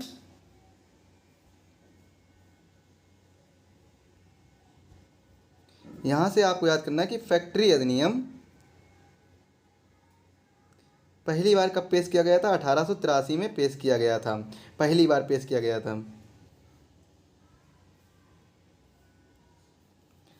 अब आगे देखते हैं। इस प्रकार 8 घंटे के काम, बाल श्रम के उन्मूलन और रात के रोजगार में महिलाओं के प्रतिबंध और 8 घंटे से अधिक काम के लिए बोनस, ओवर टाइम जिसे हम कहते हैं, मजदूरी की शुरुआत की गई। यह पहली शर्त मिली। इसमें क्या मिली? पहली शर्त यह मिली। अब हम चर्चा करते हैं संविधान में श्रम कानूनों से संबंधित वर्णन। संविधान में श्रम कानूनों से संबंधित कहाँ कहाँ पर वर्णन किया गया है तो इसके बारे में चर्चा करेंगे। फिर इसके बाद में हम माइंड मैप की मदद से पूरा क्विक रिवीजन करेंगे। जो भी मैंने अभी तक पढ़ा और जो भी एग्जाम में आने वाला है उन सभी के बारे में हम क्विक रिवीजन करेंगे। चलिए संविधान से संबंधित कुछ नियम देख लेते हैं, कुछ अनुच्छेद देख लेते हैं। तो अनुच्छेद 19 क्लॉज 1 सब क्लॉज सी क्या कहता है? संघ या संगठन बनाने का अधिकार। जो हमारा मौलिक अधिकार है 19 में दिया गया है, संघ या संगठन बनाने का अधिकार, ये बात कही गई है। अनुच्छेद 21 में जीवन और व्यक्तिगत स्वतंत्रता की सुरक्षा का वादा किया गया है। अनुच्छेद 23 में बंधुआ मजदूरी पर रोक लगाता है। अनुच्छेद 24 14 वर्ष से कम आयु के बच्चों को नियोजन पर रोक लगाता है। अनुच्छेद 39A ये जो हमारे थे ऊपर 19, 21, 23 और 24 ये हमारे क्या है? फंडामेंटल राइट्स हैं, मौलिक अधिकार हैं। इसके बाद में जो 39 ये दिया गया है ये हमारे क्या इनमें बात की गई है? DPSP राज्य के नीति निर्देशक तत्व के बारे में बात की गई है। तो 39A में क्या कहा गया है? राज्य अपने नागरिकों को न्याय तक पहुंच के समान अवसरों को सुरक्षित करेगा और यह सुनिश्चित करेगा कि आर्थिक या अन्य अक्षमताओं के कारण ऐसे अवसरों से इनकार नहीं किया जाता है। अनुच्छेद 41 में देखिए क्या कहा गया है? अनुच्छेद 41 में कहा गया है राज्य अपनी आर्थिक क्षमता की सीमा के भीतर काम और शिक्षा के अधिकार को सुरक्षित करेगा। अनुच्छेद 42 में राज्य को निर्देश देता है, अनुच्छेद 42 राज्य को निर्देश देता है कि वह काम की उचित मानवीय स्थिति को सुरक्षित रखने और मातृत्व राहत के लिए प्रावधान करे। ये मैटरनिटी लीव के बारे में बात की गई है। यहाँ पर यह भी क्वेश्चन बड़ा ही अटपटा सा पूछ लिया जाता है कि कोई गर्भवती महिला है तो उसके लिए लीव के लिए किस अनुच्छेद में बात की गई? अनुच्छेद 42 में कहा गया है। अनुच्छेद 43 में क्या कहा गया है? निर्वाह योग मजदूरी दी जानी चाहिए, कि कोई भी मजदूर है तो उसको निर्वाह योग, वो अपना जीवन यापन कर सके, इतनी मजदूरी दी जानी चाहिए। अनुच्छेद 43A में कहा गया है कानून के माध्यम से उद्योगों के प्रबंधनों में श्रमिकों की भागीदारी का प्रावधान करता है। तो दोस्तों यहाँ से हमने अपने हैंड रिटन नोट्स में जो भी डाटा दिया है वो सभी आपको बता दिया है। साथ ही साथ में अब हम बात करेंगे माइंड मैप के बारे में और माइंड मैप की मदद से समझेंगे सारी इंडस्ट्रियल रिलेशन के बारे में, सब कुछ समझेंगे और देखेंगे किस तरीके से क्वेश्चन आते हैं और क्या क्या पूछा जा सकता है, क्या क्या इंपॉर्टेंट है हमारे एग्जाम के लिए। 4 से 8 क्वेश्चनों में हम आप 4 से 8 क्वेश्चन की तैयारी आपको मात्र और मात्र 2 घंटे के अंदर ही कराने की कोशिश कर रहे हैं, और 2 घंटे के अंदर ही हम कोशिश करेंगे कि 2 घंटे के अंदर ये पूरा वीडियो समाप्त हो जाए और 2 घंटे में आपको इंडस्ट्रियल रिलेशन, औद्योगिक संबंध के बारे में पूरी कंप्लीट जानकारी दे दें हम आपको, ऐसे ही हम आशा करते हैं। और यह वीडियो आप अधिक से अधिक लोगों के साथ शेयर करिए, सभी दोस्तों के साथ शेयर करिए जो भी इस एग्ज़ाम की तैयारी कर रहे हैं और जो भी आने वाले एग्ज़ामों की तैयारी कर रहे हैं और जिसमें ये सब्जेक्ट पूछा जा रहा है, जैसे लेबर इन्फोर्समेंट ऑफिसर होता है। तो ईपीएफओ से संबंधित जो भी आप एग्ज़ाम की तैयारी कर रहे हैं, अगर उसमें औद्योगिक संबंध के बारे में पूछा जा रहा है तो आप इसको ज़रूर देखिएगा और ज़रूर शेयर करिएगा। चलिए अब माइंड मैप की मदद से समझते हैं। तो सबसे पहले हम कुछ महत्वपूर्ण इंपॉर्टेंट फैक्ट देखते हैं कि आखिर महत्वपूर्ण फैक्ट क्या क्या है, इंपॉर्टेंट फैक्ट क्या क्या है। छटनी क्षतिपूर्ति का प्रावधान औद्योगिक विवाद अधिनियम 1947 के अंतर्गत आता है। बीवी गिरी अप्रोच के बारे में मैंने बताया, तो इनकी पुस्तक है labour problems in Indian industry के अंतर्गत औद्योगिक संबंध के पहलुओं को बताया है। ये पूछ लिया जा सकता है इनकी बुक कौन सी है, तो labour problems in Indian industry. वर्ष 1968 में इंग्लैंड के प्रमुख डोनोवान आयोग ने अपनी प्रतिवेदन में औद्योगिक प्रणाली विकसित करने का सुझाव दिया है। तो सी मार्गरेसन ने क्या बताया है, इनके अनुसार औद्योगिक विवाद की प्रकृति एवं विकास इस बात पर निर्भर करेगा कि श्रमिक तथा प्रबंधन उसे सामाजिक दृष्टि के किस रूप में देखते हैं। चलिए अब बात करते हैं औद्योगिक संबंध के बारे में। औद्योगिक संबंध, तो औद्योगिक संबंध का सबसे पहले हम अर्थ जानते हैं, आखिर औद्योगिक संबंध होता क्या है।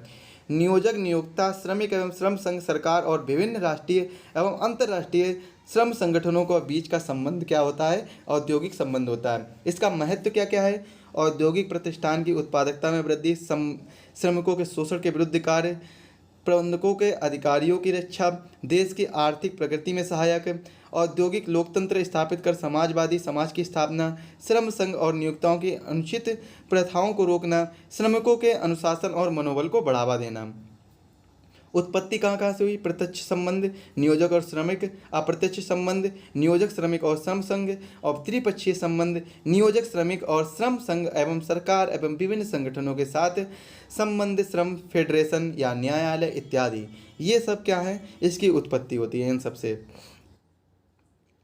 अब हम बात करते हैं विस्तार। इसका विस्तार कहाँ कहाँ हुआ है, तो प्रबंध के श्रमिकों की सहभागिता, प्रबंध के श्रमिकों की सहभागिता, श्रम संघ, राज्य का हस्तक्षेप, सामूहिक सौदेबाजी, औद्योगिक विवाद, औद्योगिक कार्यवाही, नियोजक के संगठन, द्विपक्षीय एवं त्रिपक्षीय निकाय। कारक कौन कौन से हैं, संस्थागत कारक हैं, आर्थिक कारक हैं, सामाजिक कारक हैं, तकनीकी कारक हैं, मनोवैज्ञानिक कारक, राजनीतिक कारक, इनके बारे में बात कर लिए।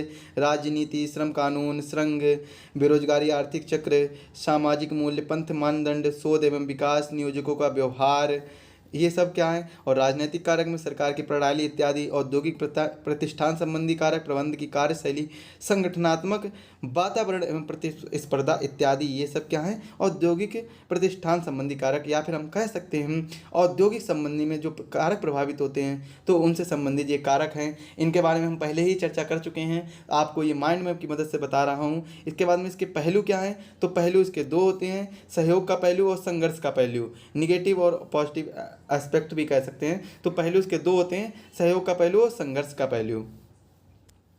परिप्रेक्ष्य के बारे में भी हम चर्चा कर चुके हैं। तो परिप्रेक्ष्य में क्या है, 3 परिप्रेक्ष्य हैं, एकात्मक, बहुलवादी और मार्क्सवादी। एकात्मक में मैंने बताया था, मार्क्सवादी में मैंने बताया था पूंजीवादी समाज के बारे में। बहुलवादी में विभिन्न समूह एवं श्रम संघों के प्रबंधकों, श्रमिकों के बीच संघर्ष। एकात्मक में प्रबंधन, कर्मचारी एवं संगठन का एकीकृत सामंजस्य प्रणाली के लिए ऐसे परिप्रेक्ष्य में बात की, एकात्मक परिप्रेक्ष्य में बात की गई है। उद्देश्य इसके क्या क्या हैं, तो उद्देश्य इसके हैं औद्योगिक वातावरण की जानकारी, औद्योगिक विवाद समाधान, औद्योगिक प्रजातंत्र का प्रोत्साहन, राष्ट्रीय आर्थिक विकास सुदृढ़ करना, श्रमिकों के शोषण को रोकना, उत्पादकता में वृद्धि इत्यादि।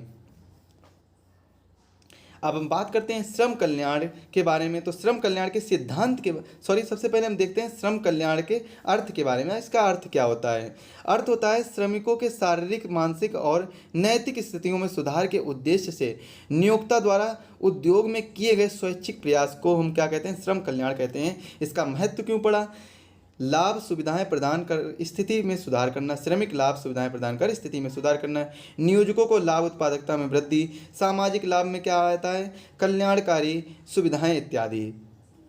अगर श्रमिक लाभ की बात करें तो सुविधाएं प्रदान कर स्थिति में सुधार लाया गया श्रमिकों की। नियोजकों के लाभ के बारे में बात करें तो नियोजकों में उत्पादकता में वृद्धि हुई है। और सामाजिक लाभ की बात करें तो कल्याणकारी सुविधाएं इत्यादि, ये सब इसमें श्रम कल्याण में, लेबर वेलफेयर में आती हैं। इसके बाद में भारत में विस्तार, व्हिटले कमीशन 1931। देखिए कहीं कहीं पे ऑप्शन दिया गया होगा, व्हिटले कमीशन का गठन कब हुआ तो 1929 ऑप्शन दिया गया होगा, और 1931 नहीं दिया गया, तो 1929 का राइट आंसर हो जाता है। 1929 व्हिटले कमीशन का गठन होता है। अब 1931 में सिफारिशें के आधार पर क्या किया गया, श्रम कल्याण लेबर वेलफेयर की स्थापना की गई। भारत सरकार द्वारा 1959 में श्रम कल्याण संबंधी समिति का गठन किया गया है।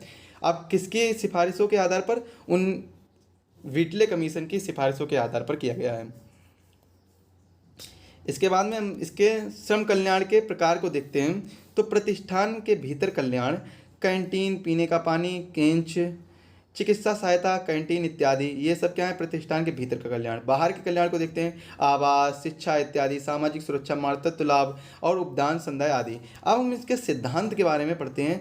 श्रम कल्याण के क्या क्या सिद्धांत हैं, लेबर वेलफेयर के जो प्रिंसिपल्स हैं, इनके बारे में इंपॉर्टेंट ये है, इसके बारे में पढ़ते हैं। द पुलिस थ्योरी, धार्मिक सिद्धांत, ट्रस्टीशिप सिद्धांत, परोपकारी सिद्धांत, प्लाकेटिंग सिद्धांत और द पब्लिक रिलेशन थ्योरी और द फंक्शन थ्योरी। ये कुल मिलाकर आपके 7 सिद्धांत हैं, इनसे क्वेश्चन बन सकता है, आप इसको देखिएगा ध्यान से। द पुलिस थ्योरी क्या कहती है, श्रमिकों के शोषण रोकने संबंधित श्रम विधानों को लागू कर नियोक्ताओं को बाह्य करना। धार्मिक सिद्धांत क्या कहता है, भविष्य के लाभ की आशा से नियोक्ताओं द्वारा किए गए कल्याणकारी कार्य। ट्रस्टीशिप सिद्धांत, उद्योग जिसे हम पैतृक सिद्धांत भी कहते हैं, उद्योग को संपत्ति लाभ का उपयोग नियोक्ता द्वारा स्वयं के लिए, श्रमिकों और समाज कल्याण के लिए करना। परोपकारी सिद्धांत, नियोजकों द्वारा अपने श्रमिकों के प्रति स्नेह और परोपकार की भावना रखना। प्लाकेटिंग सिद्धांत क्या कहता है, समय के अनुसार एक निश्चित अंतराल पर कल्याण संबंधी सुविधाएं प्रदान कर श्रमिकों से कार्य लेना। द पब्लिक रिलेशन थ्योरी क्या कहती है, प्रबंधन और जनता के बीच सद्भावना का वातावरण प्रदान करना। द फंक्शन थ्योरी क्या कहती है, जिसे दक्षता का सिद्धांत भी कहते हैं, ये क्वेश्चन 2017 में पूछा गया था। दक्षता का सिद्धांत, श्रमिकों की दक्षता को कल्याणकारी कार्य द्वारा सुरक्षित, संरक्षित और विकसित करने के लिए उपयोग किया जाता है। अब हम बात करते हैं क्या हड़ताल अवैध है। औद्योगिक विवाद अधिनियम 1947 के अनुसार हड़ताल अवैध कब होगी, कि एक लोक सेवा उपयोगी में कब है, जब 14 दिन पहले नोटिस ना देना, तो ये कैसा है, अवैध हो।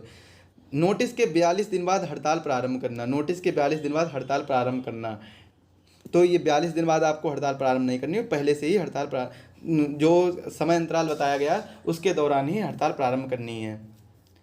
नोटिस में तय दिन से पहले हड़ताल करना, आपने जो नोटिस दिया उसमें तय दिन से पहले हड़ताल अगर कर दी तो भी वह अवैध होगी। कार्यवाही के लंबित होने पर हड़ताल करना, समझौते की कार्यवाही पूरी होने से पहले हड़ताल करना, कार्यवाही नहीं पूरी हो पाई फिर भी आपने हड़ताल कर दी तो ये अवैध मानी जाएगी। गैर लोक उपयोगी सेवा में, अनुबंध के उल्लंघन में, कार्यवाही लंबित होने पर, समझौते की कार्यवाही पर पूरे होने से पूर्व, उपयुक्त स्थितियों में हड़ताल अवैध है। अब अर्थ के बारे में जानते हैं। नियोजन की शर्तों, कार्य की दशाओं से संबंधित नियोजन और श्रमिकों के बीच विवाद जो होता है तो उसके लिए हड़ताल की जाती है। कारण, आर्थिक कारण मैंने पहले ही इनके बारे में चर्चा कर ली है, गैर आर्थिक कारण और आर्थिक कारण सभी के बारे में चर्चा कर चुके हैं। मजदूरी की मात्रा, महंगाई भत्ता, मजदूरी भुगतान, बोनस, कार्य घंटे, कार्य और भौतिक दशाएं, सामाजिक सुरक्षा।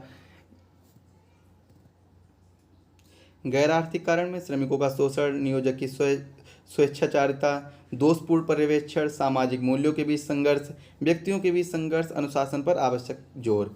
तो ये सब क्या है, आर्थिक और गैर आर्थिक कारण हैं। अब रूप क्या क्या हो सकते हैं हड़ताल के, देखिए आर्थिक कारण में, आर्थिक कारण क्या क्या होते हैं, जो अब सबसे पहले हम देखते हैं हड़ताल के सहानुभूति हड़ताल क्या होता है, श्रमिकों द्वारा, इन सभी के बारे में आपको हम हड़ताल के बारे में पहले से ही बता चुके हैं कि कौन सी क्या क्या हड़ताल होती हैं। अब हम बात करते हैं अन्य प्रकार के बारे में, तालाबंदी, घेराव, धरना, कामबंदी, छटनी। देखिए क्या होता है तालाबंदी, तालाबंदी, घेराव, धरना, कामबंदी, छटनी, इनके बारे में हम चर्चा करते हैं। तालाबंदी मैंने बताया था, नियोक्ता द्वारा ताला बंद कर दिया जाए या फिर काम बंद कर अस्थायी रूप से काम बंद कर दिया जाए। घेराव, कोई भी अधिकारी को घेर कर अपनी मांगों को पूरी कराना। धरना, अधिकारी के सामने बैठकर धरना देना और अपनी मांगों को पूरी कराना। कामबंदी, काम को बंद कर देना। छटनी क्या है कि नियोक्ता द्वारा यानी अधिकारी द्वारा या नियोक्ता द्वारा कर्मचारियों को छटनी करना, कम कर देना। तो ये सब क्या है, हड़ताल के ही प्रकार के रूप में आ जाते हैं। अब सबसे इम्पोर्टेंट चीज़ के बारे में चर्चा करते हैं, औद्योगिक विवाद अधिनियम, औद्योगिक विवाद संशोधन अधिनियम 2010 के बारे में। औद्योगिक विवाद संशोधन अधिनियम 2010 के बारे में चर्चा करते हैं। तो इसमें क्या क्या इसके फंक्शन प्रावधान है, प्रोविजंस हैं, इनके बारे में देखते हैं। समुचित सरकार के अंतर्गत कोई भी कंपनी जिसमें न्यूनतम 51% प्रदत्त कार्य शेयर पूंजी केंद्र सरकार में निहित हो। देखिए क्वेश्चन पूछा जाता है, तो ये क्वेश्चन पिछली बार पूछा भी गया था। 51% कम से कम होनी चाहिए, 51% केंद्र सरकार का निहित होना चाहिए, या निगम की स्थापना संसद द्वारा पारित कानून के अंतर्गत हुआ हो। राज्य सरकार के स्वामित्व या नियंत्रण वाले उद्यम के लिए समुचित सरकार राज्य सरकार है। कौन सी सरकार है? राज्य सरकार है। अगला है प्रोविजन, औद्योगिक विवाद प्रथम बार किसी ठेकेदार और श्रमिक के बीच हुआ हो तो वहाँ समुचित सरकार वह सरकार होगी जिसके नियंत्रण से संबंधित उद्योग स्थापित हुआ हो। ऐसे कर्मचारी जो पर्यवेक्षक, जैसे आप पर्यवेक्षक का मतलब तो समझते हैं, इनविजिलेटर, जो आपके एग्जाम में देखा हुआ, एग्जाम में आपके होते हैं पर्यवेक्षक, वो होते हैं, उन्हें हम पर्यवेक्षक कहते हैं। उनकी मासिक वेतन 1600 रुपये से प्रति माह 10,000 रुपये प्रति माह किया गया है। छटनी, मुक्ति, पदच्युत और सेवा समाप्ति का संबंधित विवाद की स्थिति में कर्मकार सीधा श्रम न्यायालय अधिकरण जा सकता है। जिस प्रतिष्ठान में 20 या उससे अधिक कर्मकार नियोजन हो वहाँ शिकायत निपटान समिति का गठन किया जाएगा। कम से कम 20 मेंबर होने चाहिए, वहीं पर 20 कर्मचारी होने चाहिए, वहीं पर क्या होगा, शिकायत निपटान समिति का गठन किया जाएगा। श्रम न्यायालय एवं अधिकरण का आदेश दीवानी न्यायालय सिविल कोर्ट का निर्णय माना जाएगा। श्रम न्यायालय एवं अधिकरण का आदेश दीवानी न्यायालय सिविल कोर्ट का निर्णय माना जाएगा। श्रम संघ के बारे में देखते हैं, क्या है श्रम संघ।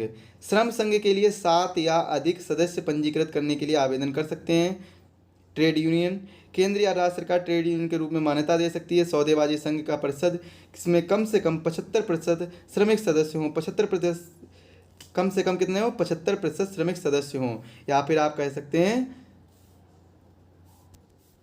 10%, जो क्या कर दिया, गठन किया गया जिसमें कम से कम 10% होने चाहिए। हड़ताल और तालाबंदी, 60 दिन के पहले नोटिस देना, नोटिस 14 दिन के भीतर तालाबंदी के लिए मौजूद हो। कार्यबंदी या छटनी की स्थिति में 1 वर्ष से पुराने श्रमिकों को क्षतिपूर्ति देना अनिवार्य ऐसे प्रतिष्ठान पर लागू है जहां 50 से अधिक श्रमिक हों। देखिए कार्यबंदी या छटनी अगर होगी, अगर कोई भी नियोक्ता है वो किसी कर्मचारी को छटनी कर रहा है, कार्यबंदी कर रहा है, उनके लिए कार्यबंद कर रहा है, तो ऐसी स्थिति में 1 वर्ष से पुराने जो भी श्रमिक होंगे उनको क्षतिपूर्ति देनी होगी, मतलब उनको कुछ ना कुछ धनराशि देनी होगी जो उनकी क्षतिपूर्ति कर सके। तो ऐसा अनिवार्य होगा, और ऐसा तभी होगा जब उस प्रतिष्ठान में, उस इंडस्ट्री में 50 से अधिक श्रमिक मौजूद हों, 50 से अधिक श्रमिक कार्य कर रहे हों। अब औद्योगिक संबंध के परिचय के बारे में तो हम पढ़ चुके हैं। तो द्वितीय राष्ट्रीय श्रम आयोग 2002 में श्रम कानूनों की जटिलता के साथ अनेक पुरातन प्रावधानों को असंगत पाया है, जिसके फलस्वरूप आयोग की सिफारिशों पर औद्योगिक संबंध संहिता लाया गया है। औद्योगिक संबंध संहिता उद्देश्य श्रम कानूनों में एकरूपता सुनिश्चित करना, पुरातन प्रावधानों में संशोधन कर संगत बनाना, श्रम कानूनों को आसान बनाना इत्यादि। स्थायी आदेश क्या है इसका? स्थायी आदेश है ऐसे प्रतिष्ठान जिसमें 100 या उससे अधिक श्रमिक कार्यरत हों। विवाद समाधान, द्विपक्षीय फोरम, पंच निर्णय, केंद्र या राज्य सरकार द्वारा स्थापित औद्योगिक अधिकरण के द्वारा। अपराध और दंड, 100 या उससे अधिक श्रमिक नियुक्त करने वाला एक नियोक्ता को कार्यबंदी छटनी बंदी से पूर्व सरकार के अनुमति नहीं लेने पर दंड के भागी होंगे। विकास इसका क्या क्या हुआ है? औद्योगिक संबंध संहिता 2019, 3 श्रम कानून जैसे औद्योगिक विवाद अधिनियम 1947, इसके बारे में मैंने बताया था स्टार्टिंग में ही। श्रम संघ अधिनियम 1926, औद्योगिक रोजगार स्थायी आदेश अधिनियम 1946 को समेकित कर एक संहिता बनाया गया है। क्या बनाया गया है? औद्योगिक संबंध संहिता 2019। चलिए अब इसके बारे में देख लेते हैं क्यों ज़रूरत पड़ी आखिर हमें। कोविड-19 महामारी के कारण आर्थिक संतुलन से निपटने हेतु श्रमिकों की आर्थिक स्थिति में सुदृढ़ कर देश को आत्मनिर्भर बनाने का प्रयास किया गया, जिसके अंतर्गत श्रम एवं रोजगार मंत्रालय भारत सरकार से पहले उसे उपस्थित औद्योगिक संबंध संहिता 2019 के प्रावधानों को संशोधित पुनः संसद में पेश किया गया। आवश्यकता क्यों पड़ी? औद्योगिक संबंध संहिता 2020 की आखिर हमें आवश्यकता क्यों पड़ी और इसके प्रावधान क्या क्या हैं? तो इसके प्रावधान देखिए, छूट देखिए। सबसे पहले समुचित सरकार किसी भी नए प्रतिष्ठान को सार्वजनिक हित हेतु छूट दे सकती है। बंदी काम बंदी छटनी के अंतर्गत केंद्र सरकार के किसी भी प्रतिष्ठान में श्रमिकों की संख्या की सीमा तय करने और अधिकार दिया गया है कि वर्तमान में इसे 100 से बढ़ाकर 300 कर दिया गया है। स्थायी आदेश क्या है? औद्योगिक संबंध संहिता 2020 ऐसे प्रतिष्ठान में लागू होगा जहां कम से कम 300 कर्मचारी हों। पहले कितने था? पहले 100 था, आप कितना कर दिया गया? 300 कर्मचारी कर दिया गया है। ये एक इंपॉर्टेंट अपडेट है, इसको आप याद करना होगा। इंपॉर्टेंट अपडेट है, यहाँ से क्वेश्चन बन सकता है। इसके अंतर्गत श्रमिक संघ की श्रमिक प्रतिशत को 75% से घटाकर 51% किया गया है। वार्ता परिषद के लिए संघ के सदस्यों की संख्या 10% से बढ़ाकर 20% कर दी गई है। दोस्तों आज के वीडियो के लिए बस इतना ही रखते हैं। यहाँ आज मैंने सारा आपको संबंध बताया, औद्योगिक संबंध के बारे में संपूर्ण जानकारी दी। एक क्विक रिवीजन टाइप का वीडियो बनाया जो कि मैंने 2 घंटे के अंदर ही आपको कंप्लीट जानकारी दे दी। इससे आपके समय में भी बचाव होगा, समय का भी बचत होगी और साथ ही में इसके अलावा आप दूसरे सब्जेक्ट को भी अच्छे से ध्यान दे सकते हैं। अन्य सब्जेक्टों के ऐसे क्विक रिवीजन के वीडियो पाने के लिए आप हमारे चैनल को सब्सक्राइब कर सकते हैं और बेल आइकन को प्रेस कर सकते हैं, जिससे वीडियो की लेटेस्ट नोटिफिकेशन मिलती रहेगी। आपको हैंड रिटन नोट्स के लिए और नोट्स के लिए आप हमें कॉन्टैक्ट कर सकते हैं हमारे व्हाट्सएप नंबर पर, जिसकी लिंक डिस्क्रिप्शन बॉक्स में दी गई है। हमारे टेलीग्राम चैनल आकाश ग्लोबल स्टडीज़ को जरूर ज्वाइन कर लीजिए। अगर आपको कोई प्रॉब्लम आ रही है तो आप हमें इंस्टाग्राम पर भी फॉलो कर सकते हैं, बाथम आकाश _6 ये हमारा इंस्टाग्राम अकाउंट है। यहाँ से फॉलो करके आप अपने कोई भी डाउट क्लियर कर सकते हैं। दोस्तों आज के वीडियो के लिए बस इतना ही रखते हैं, मिलते हैं अगले वीडियो में। तब तक के लिए धन्यवाद। सभी लोग तैयारी करते रहिए और 2 जुलाई के पेपर के लिए अच्छे से तैयार हो जाइए। हमसे कोई भी सहायता होगी हम आपकी सहायता करेंगे, आप हमें कांटेक्ट करिए। आपको नोट्स से संबंधित कोई भी समस्या आ रही है तो हम आपको नोट्स प्रोवाइड कराएंगे, आप बस हमें कांटेक्ट करिए और हमारे वीडियो को देखते रहिए और सभी के साथ शेयर करते रहिए। वीडियो अच्छा लगा हो तो सभी के साथ शेयर जरूर कर दीजिए। मिलते हैं अगले वीडियो में, तब तक के लिए धन्यवाद। सभी लोगों को नमस्कार, जय हिंद, सत श्री अकाल।